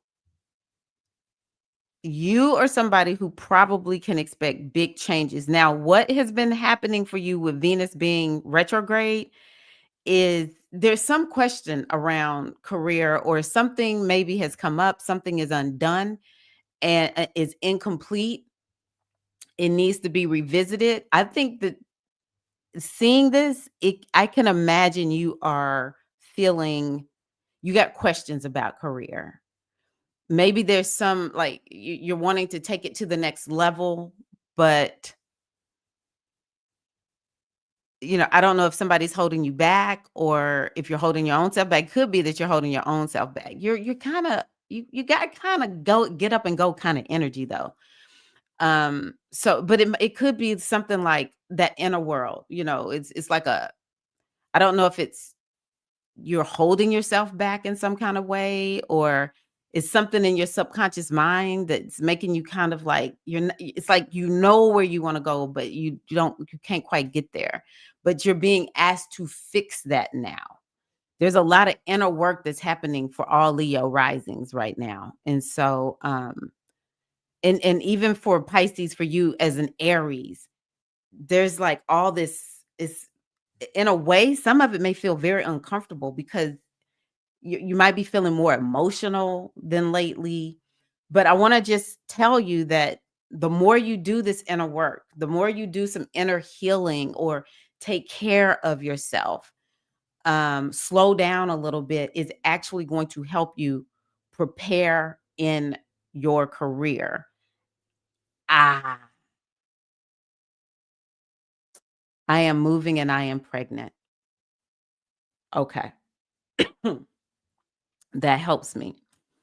Um, so let me tell you, the fact that you don't want to return to your job, what I would do if I were you is I would begin to look for, where do you want to go? What do you want to do?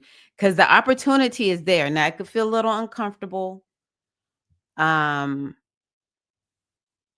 but you do have on your side that you're turning 36, and that's a time of new beginnings. You have that on your side.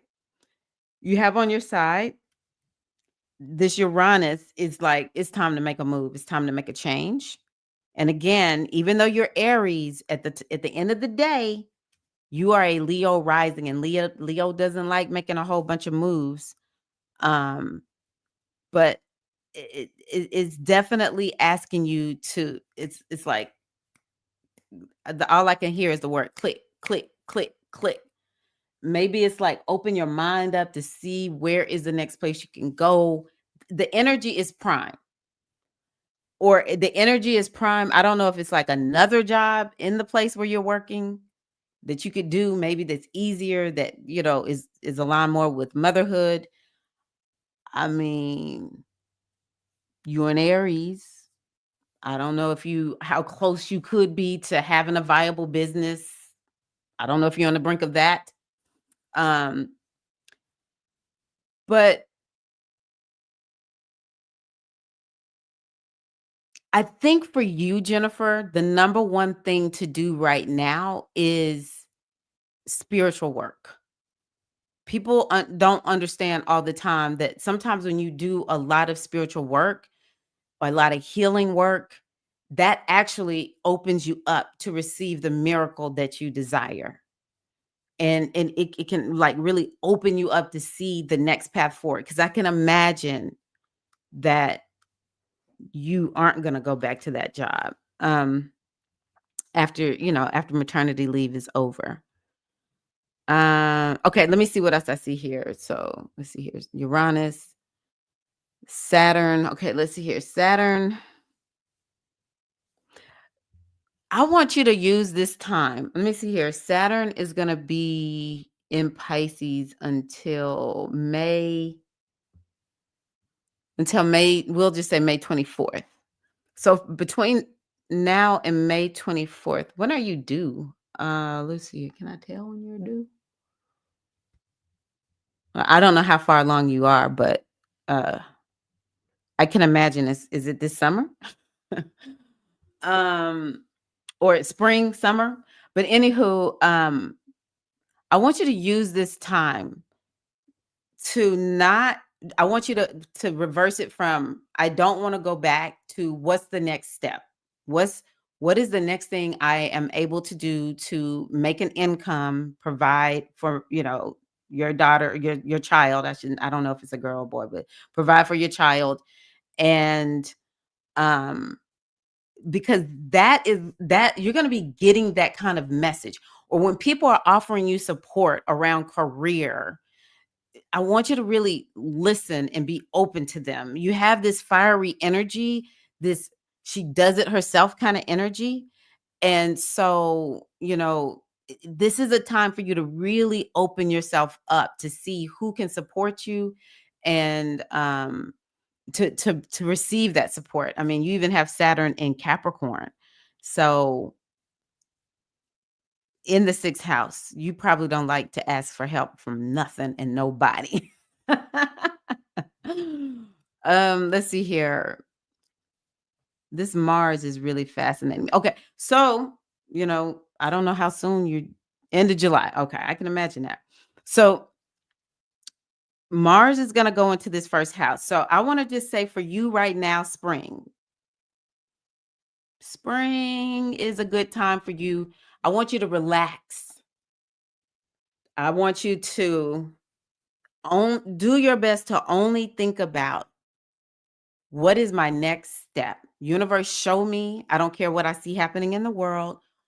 I know that my astrology is calling me to something new. What is my next step? What is the next step that I can take when it comes to career? Because I think you're going to get a lot of ideas. And maybe even with Mars coming into this first house, it will help you to get that umph. It's going to really give you some energy and to get up and go. Now, I don't want to be speaking nothing into existence, but I want to be real honest with you. With Mars going into that first house, I want you to take it easy. Like for real, just I know you Aries. Aries got energy, but I want you to do your best to slow down because we want you to always like we want the baby to cook for as long as possible. And with Mars going in there, it could create an activation where it could mess with your body. I'll put it that way. So nice deep breaths, take a lot of baths, go sit in the bathtub. You know, if you got a pool you can go and get into, go get in the pool, right?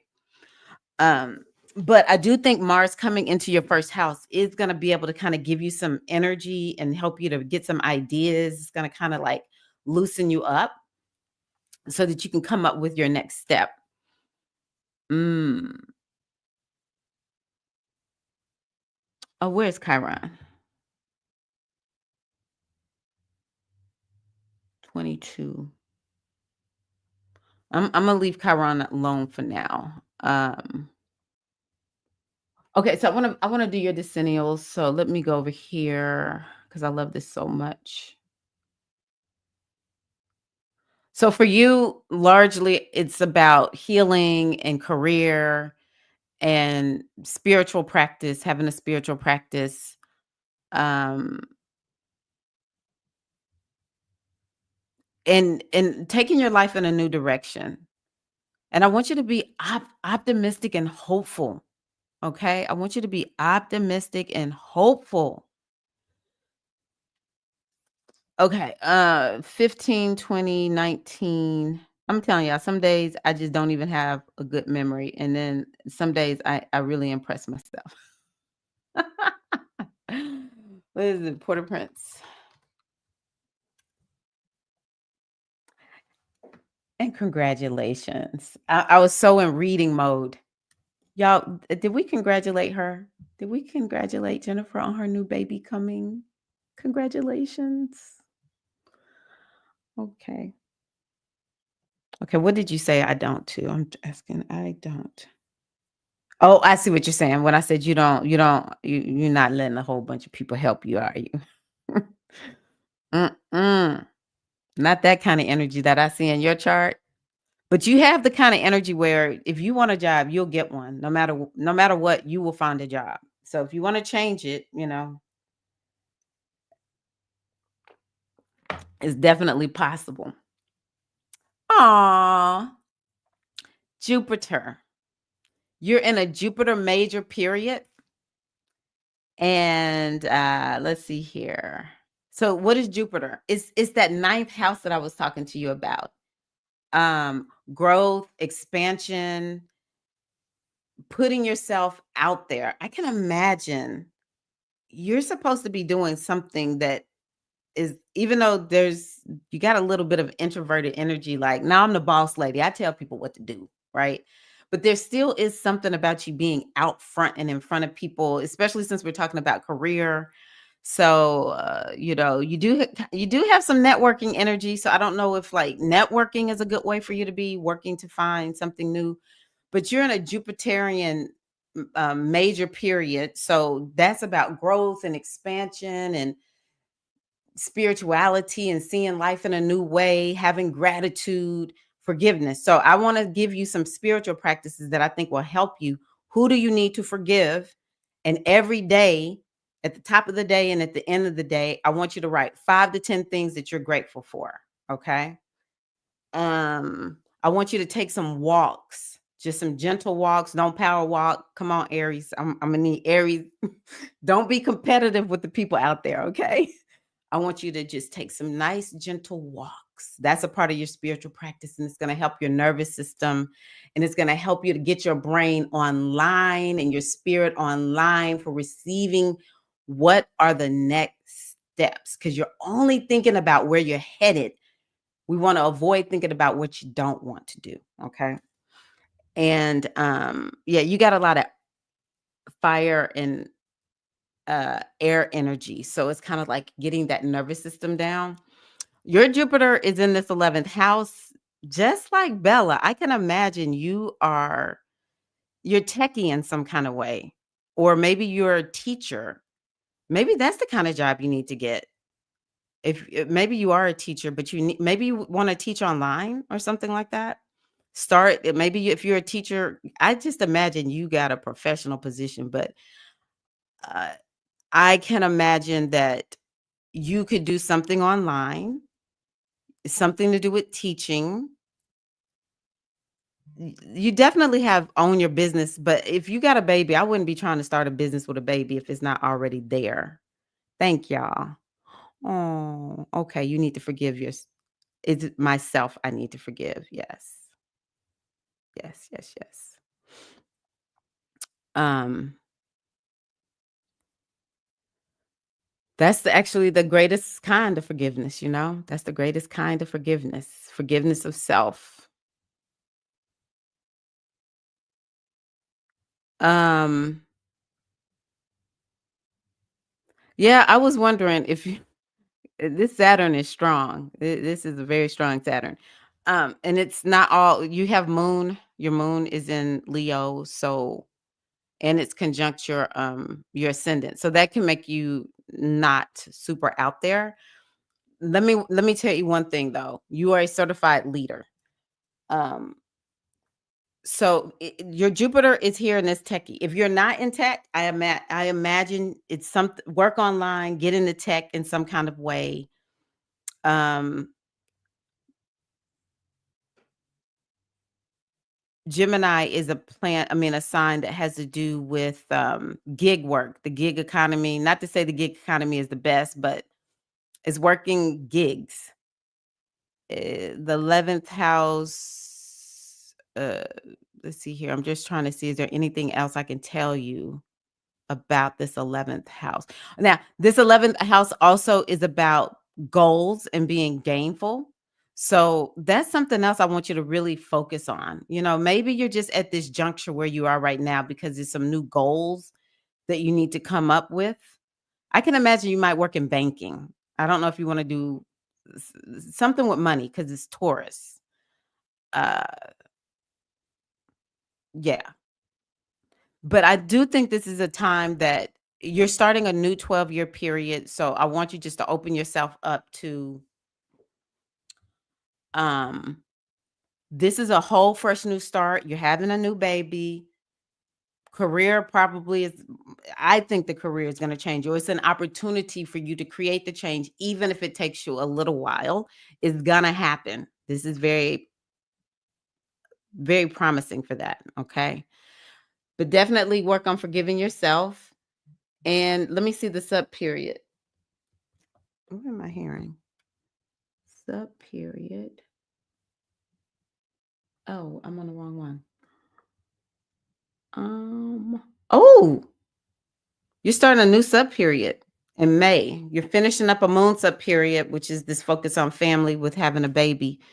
And so in May, you go into a Saturn sub period. You and Bella might need to meet. Yeah, it's gonna be a little bit challenging. I can't lie. Like I have to tell the truth to y'all. Um, but you actually this is not gonna be that hard for you because you have Saturn in Capricorn.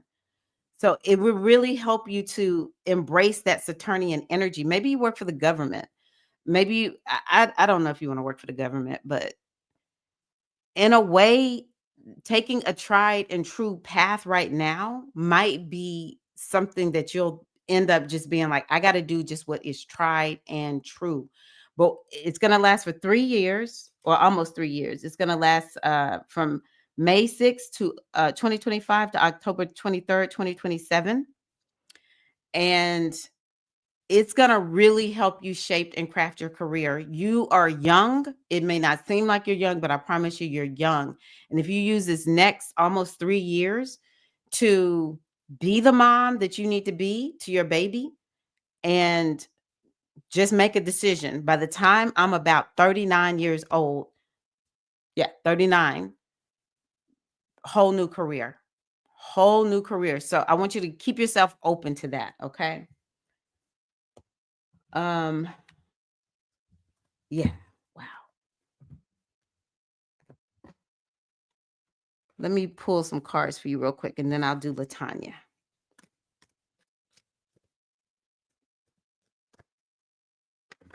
Whoa. Okay, I'm gonna just keep that one. Typically, I don't keep cards that fall out, but that one I will keep. Oh, I like that. Okay, so for you, I pulled creative, the child card, creative spark, and it's really pretty much what I was talking about. It's very important for you to do your best to keep your mind focused on what you want. I'm trying to not say don't think about what you don't want, but that's really what I'm trying to say. You want to, and that's why you got to do the spiritual work. You want to focus on what you want and not what you don't want is very, very important. And I think that you're going to get some answers about what you need to do, because you do have giddy up and go type of energy around career. This is the child of fire. It's the inner flame, is the inner flame that is the essence of inspiration and creation that exists within every living thing. All aspects of her being are ignited with this creative force. And I don't know what you need to forgive yourself for, but I want to highly recommend that you do it. I want to highly recommend. I think it will change your life, and it will change everything about the way you enter into motherhood. And yeah, it's so important. It says, let this child's fiery spirit illuminate your inner spark of creativity that has been waiting since your conception to come full blazing expression. So it's kind of like, what is it that, you're in the midst of creative energy, with a baby in your womb. So it's like, let it come forward. Let it come forward. Plus you have this Taurus energy for your career. Be creative. And it's not just about art. It's just letting that creative flow come through you. The fire child is here to assist you in allowing your deepest creative essence to be inspired and activated by her joyous, all-consuming flame. Let your inner creative spark ignite your soul fire, that it may blaze forth into your life and bring the fulfillment you deserve. And I think that you're going to find that when you get to your birthday in just a few days, you're going to feel so much better. Leading right up to the birthday, you just feel on E, you feel bad, you feel sad. And I think things are going to really click for you once you get to your birthday. All right. So I love that I pulled this, because we're talking about you getting another job and moving and all of that. Okay. So it says here, the magnificent earth goddess brings full manifestation of all things in physical world into the physical world. She is harvest, fruition, and wealth, the breakthrough of heavenly riches into the world of form. Aglow with the light of beauty and abundance of the earth, she brings fortune, bounty, health, and physical realization of dreams and intent. That's why I'm like, it's here for you. She is the crown of creation, bringing the substance of life into the earth. When this goddess of manifestation appears, her blessings are soon to follow. Open your hands to receive those blessings. Prepare the way for prosperity to come to you in all ways possible. Inheritance, relationship, beneficial career change, good health news, property, gifts, and raise in income are just a few of the avenues she manifests through. So it could be one or more. Take advantage of all the opportunities presented to you and open to her blessings. She brings the prosperous rewards you have been asking for, which is what I said. You're welcome. Yay. That was so good. I'm like, yes, I love it when the oracle says exactly what I was saying. Thank you for requesting a reading, and may the blessings of the mothers just be upon you and your baby. May your birth be so easy. May you and the baby just be so vibrant and healthy after the birth. And may you enter into motherhood in the best way possible. So full of happiness, so full of joy. Even though the first part could be a little bit challenging, you will just feel so amazing. Calling on the ancestral mothers of time memorial that are our spiritual midwives that tend to us while we're in labor and delivery. Be with Jennifer and her baby. Ashe, Ashe, Ashe. I'm Yemonja, y'all. Y'all know I got to do this.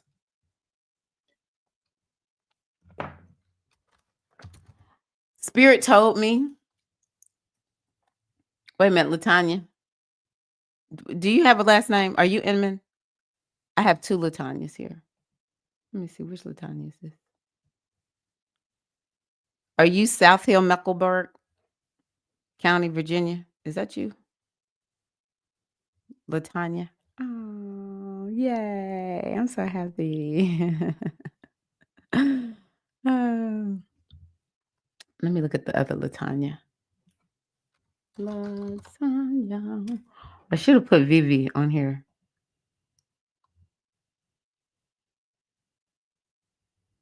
Mm.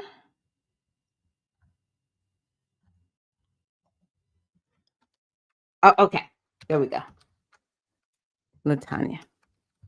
This is so fun. I love this. Okay, I'm gonna put Vivi.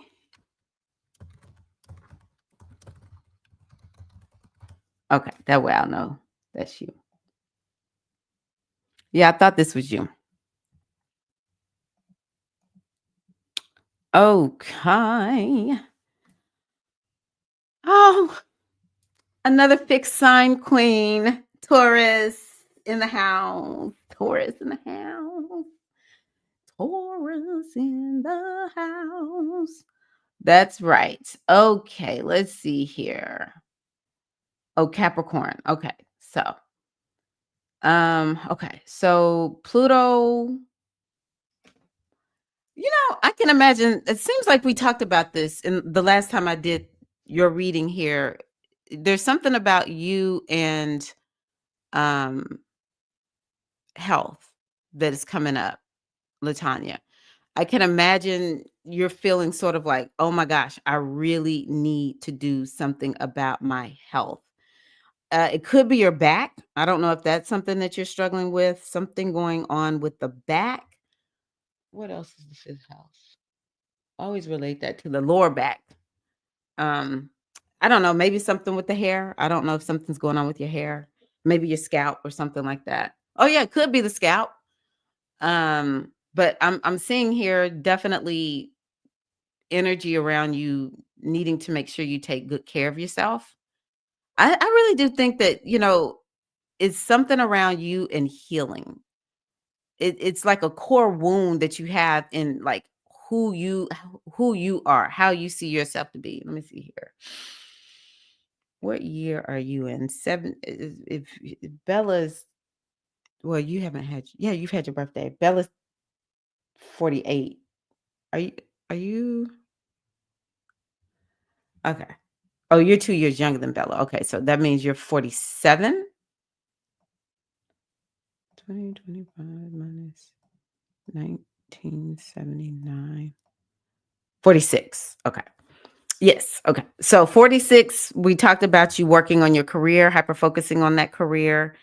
Um, and with this Pluto being in that 10th house, I can see why you're kind of a little bit fed up. Maybe work is kind of interfering with your health. I think what's important when we start seeing things like this is it's important for you to make sure that you don't let work interfere with you taking care of yourself. It's like you just gotta draw the line. Like I'm not gonna let this job take me out. Even if you don't have a new job yet, it's like have those boundaries. It might even be something like just don't take it super seriously. It's very important for you to just don't take it super seriously. I want to say about this core wound, you are going to really face it next year. So you're getting a little bit of a taste. So I just encourage you. It's sort of like you got to lean into the pain when you're dealing with these core wounds. So I just encourage you to be okay with you feeling a little bit sad, depressed. In my mind, I see it like there's this surface and it's dark, and it's sort of like the swamp, and it's like murky underneath. But this is not just swamp; it's almost like tar. So maybe it's a little bit swamp, but it's also like something really thick, and it kind of is bubbling up. And but it's not like you can just scoop it up and just clear it out, because it's just a lot there. And so it's starting to bubble up, and it's just important for you to do things that you need to do to take care of yourself and to do some healing work. I know you were saying, it's like, who do I work with? And which system do I lean into? And that kind of thing. But, go with your own flow. Go find, even if it's just one thing here or there that you're like, okay, I'm going to do this. Maybe journaling. Are you a journaler? I think journaling could be good for you. Yeah, I think journaling could be real good for you. I don't know if you have a therapist. I don't know if you want to do some talk therapy or something like that. Walking, I think, would be helpful. But I do think letting yourself cry. You do kind of have energy that doesn't tend towards crying, at least based on what I see here. But I think it's important for you to let yourself cry, because it's like the only way this core wound is actually going to get healed up is you're going to have to face it. It's so Saturnian today. But you're a Capricorn, and Capricorns are good that way. Sis, you're having we talked about this before, the reverse nodal return coming. So you're really in this place of kind of like, what the hell am I supposed to do with my life? But this South Node is going to be making its way down here to this Saturn. It'll be next year, or will it be in the fall? Hold on, let me see here. June. There's no eclipse in August. So let's see here. Eclipse on the 21st, 29 of Virgo. Okay. And then on the 7th, 15th.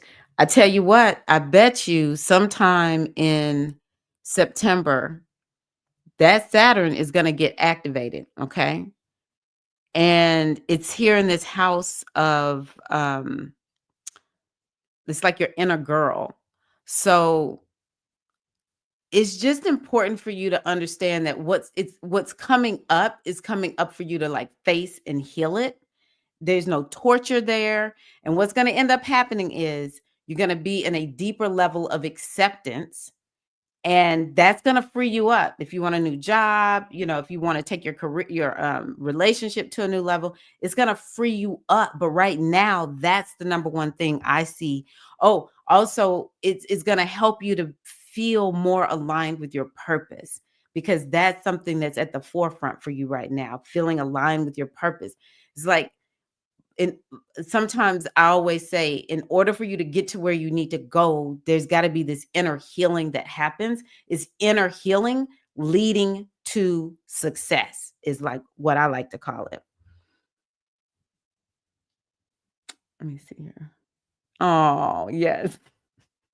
Yeah, I'm looking at this like, this is not someone who cries. And then you have Venus in this house that has to do with healing, and wounding and stuff. So, and even Neptune is like, it's not that bad, or, it's kind of like seeing the positive side of things. But I believe that you're going to have moments where you cannot push back the tears.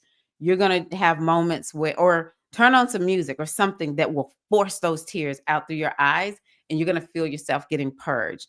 But I think for you, writing, journaling. Do you journal? I think that would be very helpful. Journaling and walking is things that I see is really good for you. And for you, this 11th house, yeah, right now it's just so important for you to really be thinking about it's like we don't need to all the time take action, but you definitely want to be thinking about the future, looking out into the future. And it's like, what is it that I want to be working on? I can imagine I still believe that even though I know your job is on your nerves, I think that there's something promising for you around career. Maybe it's not there, it'll be some other place. I think there's something promising for you, but it's not forward energy fully yet. Okay. Saturn is moving forward and it's interacting with your career point and it's sending positive energy, but it might be sort of like, I know where I am, but I'm supposed to be going in a new direction. I'm supposed to be higher, moving. It's like this new place that you wanna go, but just allow it to come to you right now. You may not be able to take full action on it, but I think that you can get some clarity around it and get some new goals and get this new path, forged ahead. And then, all this energy in Aries, all it does is make you have to kinda go inward and, um, Neptune and Saturn being there, it is I think that this spiritual whatever this path that, like the next leg, this is how I want to say it, the next leg of your spiritual path is going to come up for you. I think that it involves doing quite a bit of healing work. Neptune, ooh, I like this. Neptune is sending a trine to your Venus. That's nice. Um, it can bring in this energy of idealism, but see, it's in these houses that they're the water houses. They're spiritual. It can help to enhance your intuition. You're very creative. I think that this could help you with your online business because you already have one. So I think this could help you take your online business to the next level. The fact that you have the marketplace, you have that kind of energy in your chart. You're on Etsy. This could really help with that. Yes, I do see that. I'm hoping it helps my embroidery. I can absolutely see that. Um, okay, Uranus. Okay. So, let's see here. This Jupiter, is Jupiter helping you any?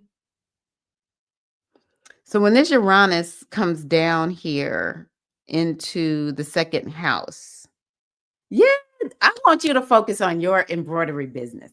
Vivi Embroidery, I need you to do that. I'm seeing that for you. How can you make some money, baby, online? And I think, maybe some of it is marketing. Is that something that you would say is something that you need to work on, marketing?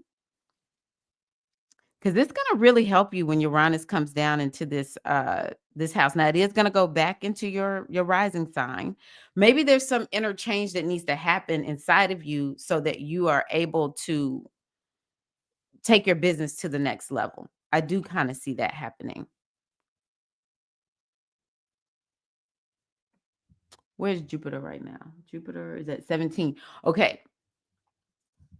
I want to, you have a transit report from me. I'll send you another one, but I want you to be looking around. Let's see here. Jupiter. I got to go back to here. Where's Jupiter? 21. Yeah. Right now, Jupiter's kind of helping you out. Jupiter is sending some supportive energy. Where from? Oh, from the money house, from the money house to the house of work. Or this is about self-care. So maybe you're going to be kind of feeling motivated to make some type of, health and wellness change, and that's going to support you in your career and making money. Um these are the earth houses, so maybe it's something about discipline, to-do list that well, you're a Capricorn, so you might be really good at that. But it's kind of like you can really profit and benefit if you get more structured and discipline in the way that you are operating. But I really love this time period for you. The rest of April can be actually lucrative for you. Marketing. Yes, I love that you're adding some new items. I recommend that you work on marketing. I'll send you this lady who I like working with because she loves Etsy stores. And a lot of what she does is help people learn how to be creative and if you have a shop. Um, if I don't tell you, please remind me to tell you her name because I love this lady and I just opened my shop. I was working with her when I didn't have a shop. So yeah, this Uranus coming down here. Jupiter for you is Avita Pisces. Yeah.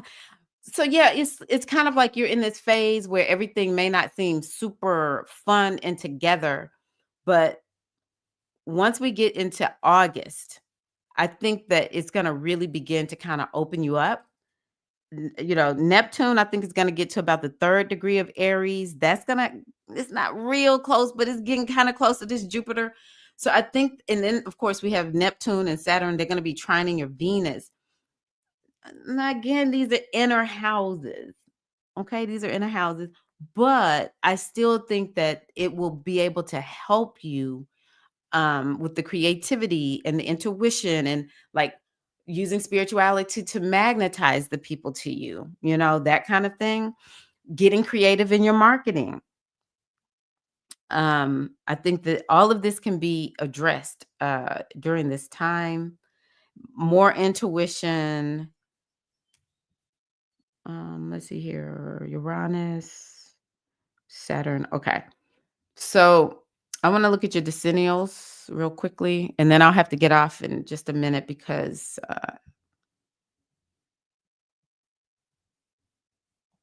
okay, let's see here. Latanya. 9 January 1979.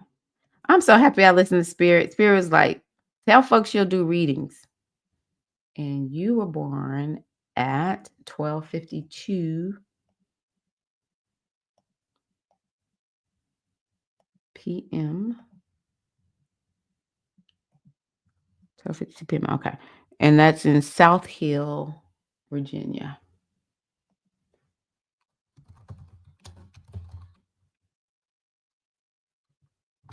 Oh, there it is.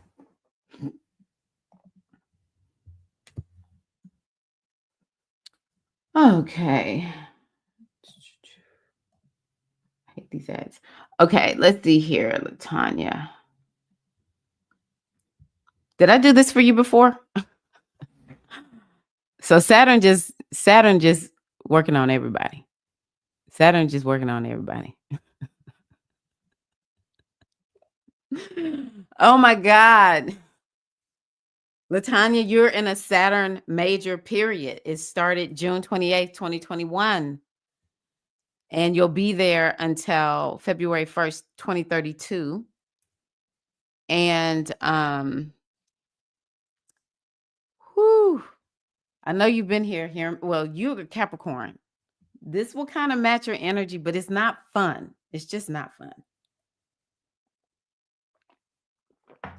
Hard work, dedication, but what you earn when you're working with Saturn, when you're working with Capricorn, you keep it. And I know that works for a Capricorn.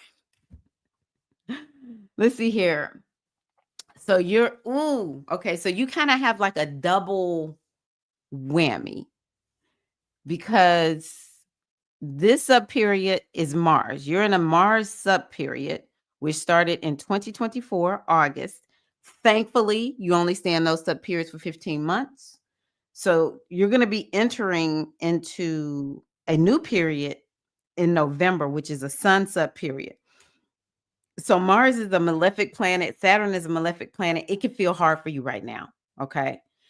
Thankfully, November, just make it to November. And I think that you're going to feel very different because then it's going to be the sun, which is inspiring and motivating. Mars is like, go, go, go, go, go. And it can make you feel irritated. a little bit too. Let's see here. Your Mars, oh, and your Mars, you got workaholic energy for real. Yeah, I think for you, you're a warrioress. I can imagine you're Oya. Did we talk about who your Orisha is? Anyway, Pallas Athena is this warrior type of energy, and then you have Mars there. And so, hold on one second, y'all. I'm gonna have to let my little lady know I'm gonna be about 5 minutes late. Un momento.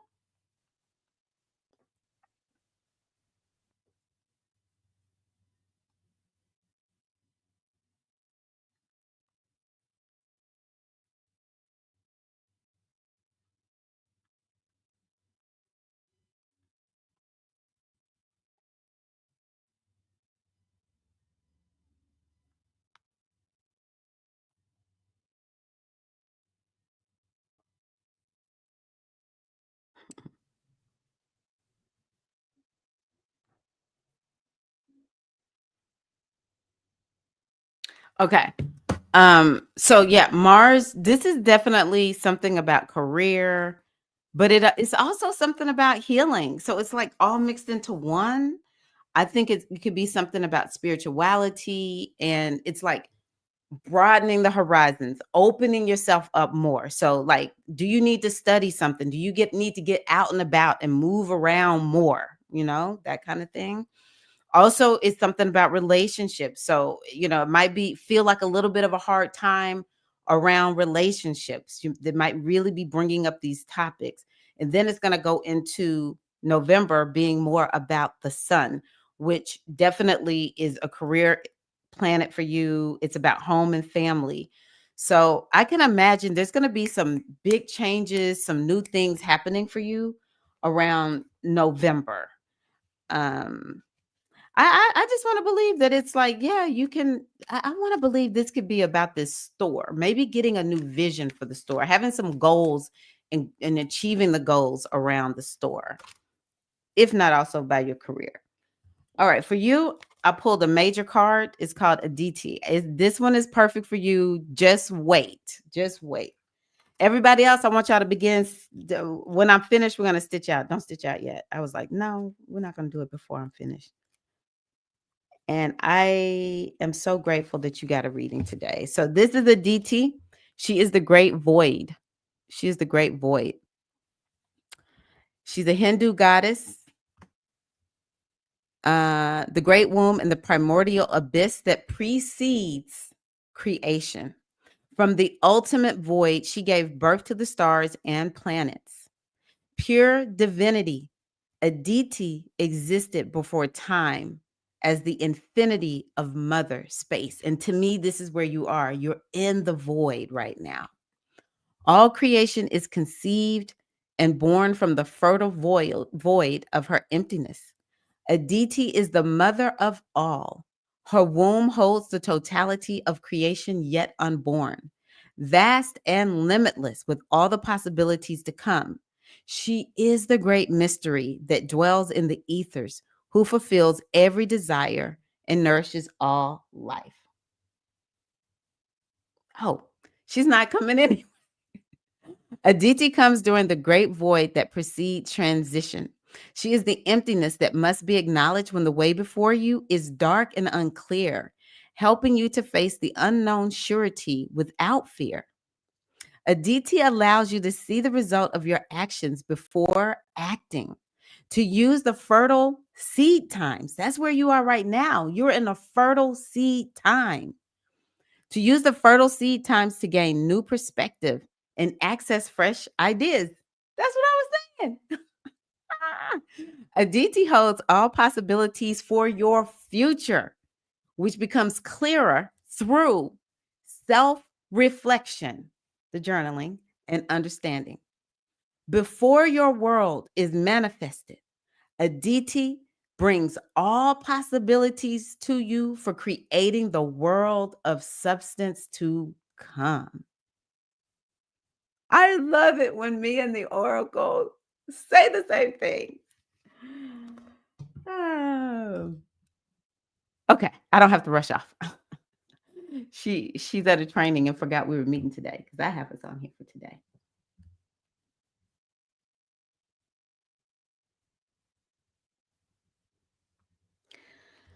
Okay. Ah, that's right. You'll be the butterfly soon. I love that.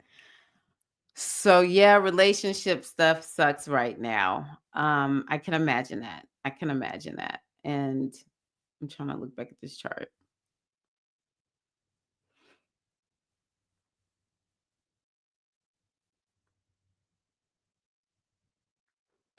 Yeah, it's kind of like what I was saying at the beginning is yeah, there are always going to be those seasons where there's a little bit of hard work. And I just wonder, November, will it be easier? That's what I'm wondering. Yes, yes, get out and about. So yeah, hopefully this will help you to understand. You get hard astrology. I mean, I'm just being 100. It's some good stuff that's coming in. Like, the fire signs are good for you. They kind of activate some things. Actually, Neptune also activates that Mercury. I totally missed that, which can be a little bit challenging. It can make you a little bit like not focused, is how I'll say it. So, just write things down if you kind of feel like you're just kind of out there. But it's good for you to be out there because you have such a grounded mind. It's like, no, you need your mind to be loose and fluid, because then it's like all these new ideas can come to you. This creative energy can flow. It can help you with the marketing, right? So um but it is a little bit hard right now. It is. So thank you. Thank you. I hope that y'all enjoyed that. I know a lot of people fell off, but that's okay. Woo! That was so fun. That was so fun. So, yes, I hope that y'all love the decennials. It's something that I learned recently, and I was just like, I got to make sure I use this for everybody. Thank you, Bella. Thank you, Jennifer. Thank you, Latanya, for getting readings. And I am going to email each one of you all a transit report. Give me like 24 hours. Give me 24 hours, because there's some other stuff that I need to get done today, but I'll get them to y'all within 24 hours. You're so welcome. Yeah, just use that Capricorn energy that you have to write it down and just take it step by step by step by step when you feel too scattered. But nothing is wrong. It's a part of your your astrology. Okay, sisters. Well, I'm gonna run because I have been sitting down now for 3 hours. Oh my goddess. So I need to get up and move. Oh, thank you. I enjoyed your energy. Y'all hung in there. Y'all really did hang in there with me. I'm like, y'all some bad mama jammas because I know Shannon was here at the beginning. But so was Latanya. Mm, I feel amazing. All right, y'all. So because I feel that way, I'm gonna go out on a nice little belly dance song. I think this one is good. All right, y'all take care. I will see you all. Let's see here. I did put out a new video. I put out a new video on it's about the prosperity set point. Let me see if I can find it. Mm-mm. Ooh, what? Um, where are we? I put out my playlist. If you want some 2025 music, I put out a playlist for 2025 music, and I'm just going to be adding to that. If you are here, I know one of the ladies in the membership is gone, but if you're here and you're in the membership, I put the whole playlist in there, and I'm just going to kind of like, put it in one by one by one on the public playlist. Where is this? What was I telling you about? Prosperity set point?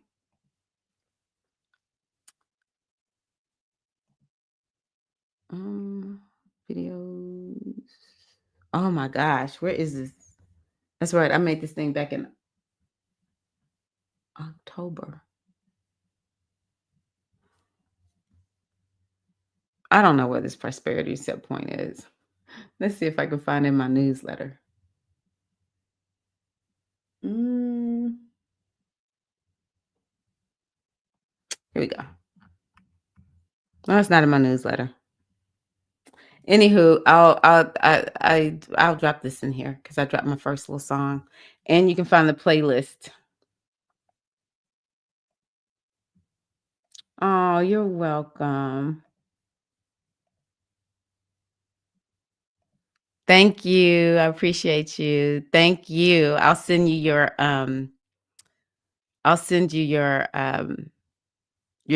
transcript. Not your transcript, your transits. Okay, my brain is starting to kind of check out on me. So I just dropped in here the spiritual DJ in the house. You'll see I'll be adding the songs each week. I need to add the one for this week. So and also let's see here. Yeah. I need to put the actual link because there's a playlist here on YouTube, but I didn't come prepared to share all of that today. So I'll make sure I put that out. But you can keep up with the 2025 playlist because, baby, we need this music. We need this music right now. So thank y'all so much again. I really appreciate you. And yeah, you'll be hearing from me soon. You'll be hearing from me soon. Let me just get to my little belly dance. I think I'm going to try this one. I just need to be fast. And I have to turn the volume up. We're going to do this one. I don't want to do. All right, Queens, thank you so much. We did it. Another week together. We are inspired. Let's stitch out. What are you stitching out with?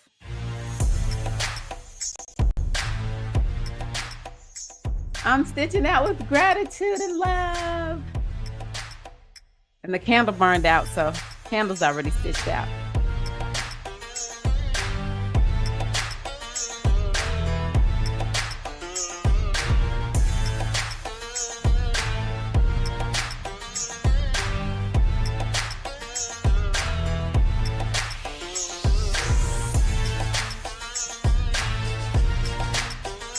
Woo! Gotta stand up.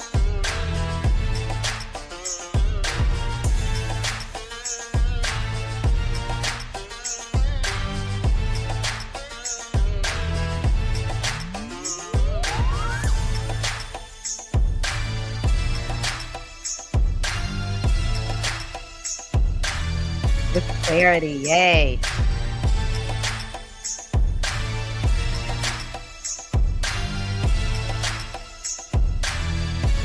Thank you, Goddess. Thank you, Priestess. Hey.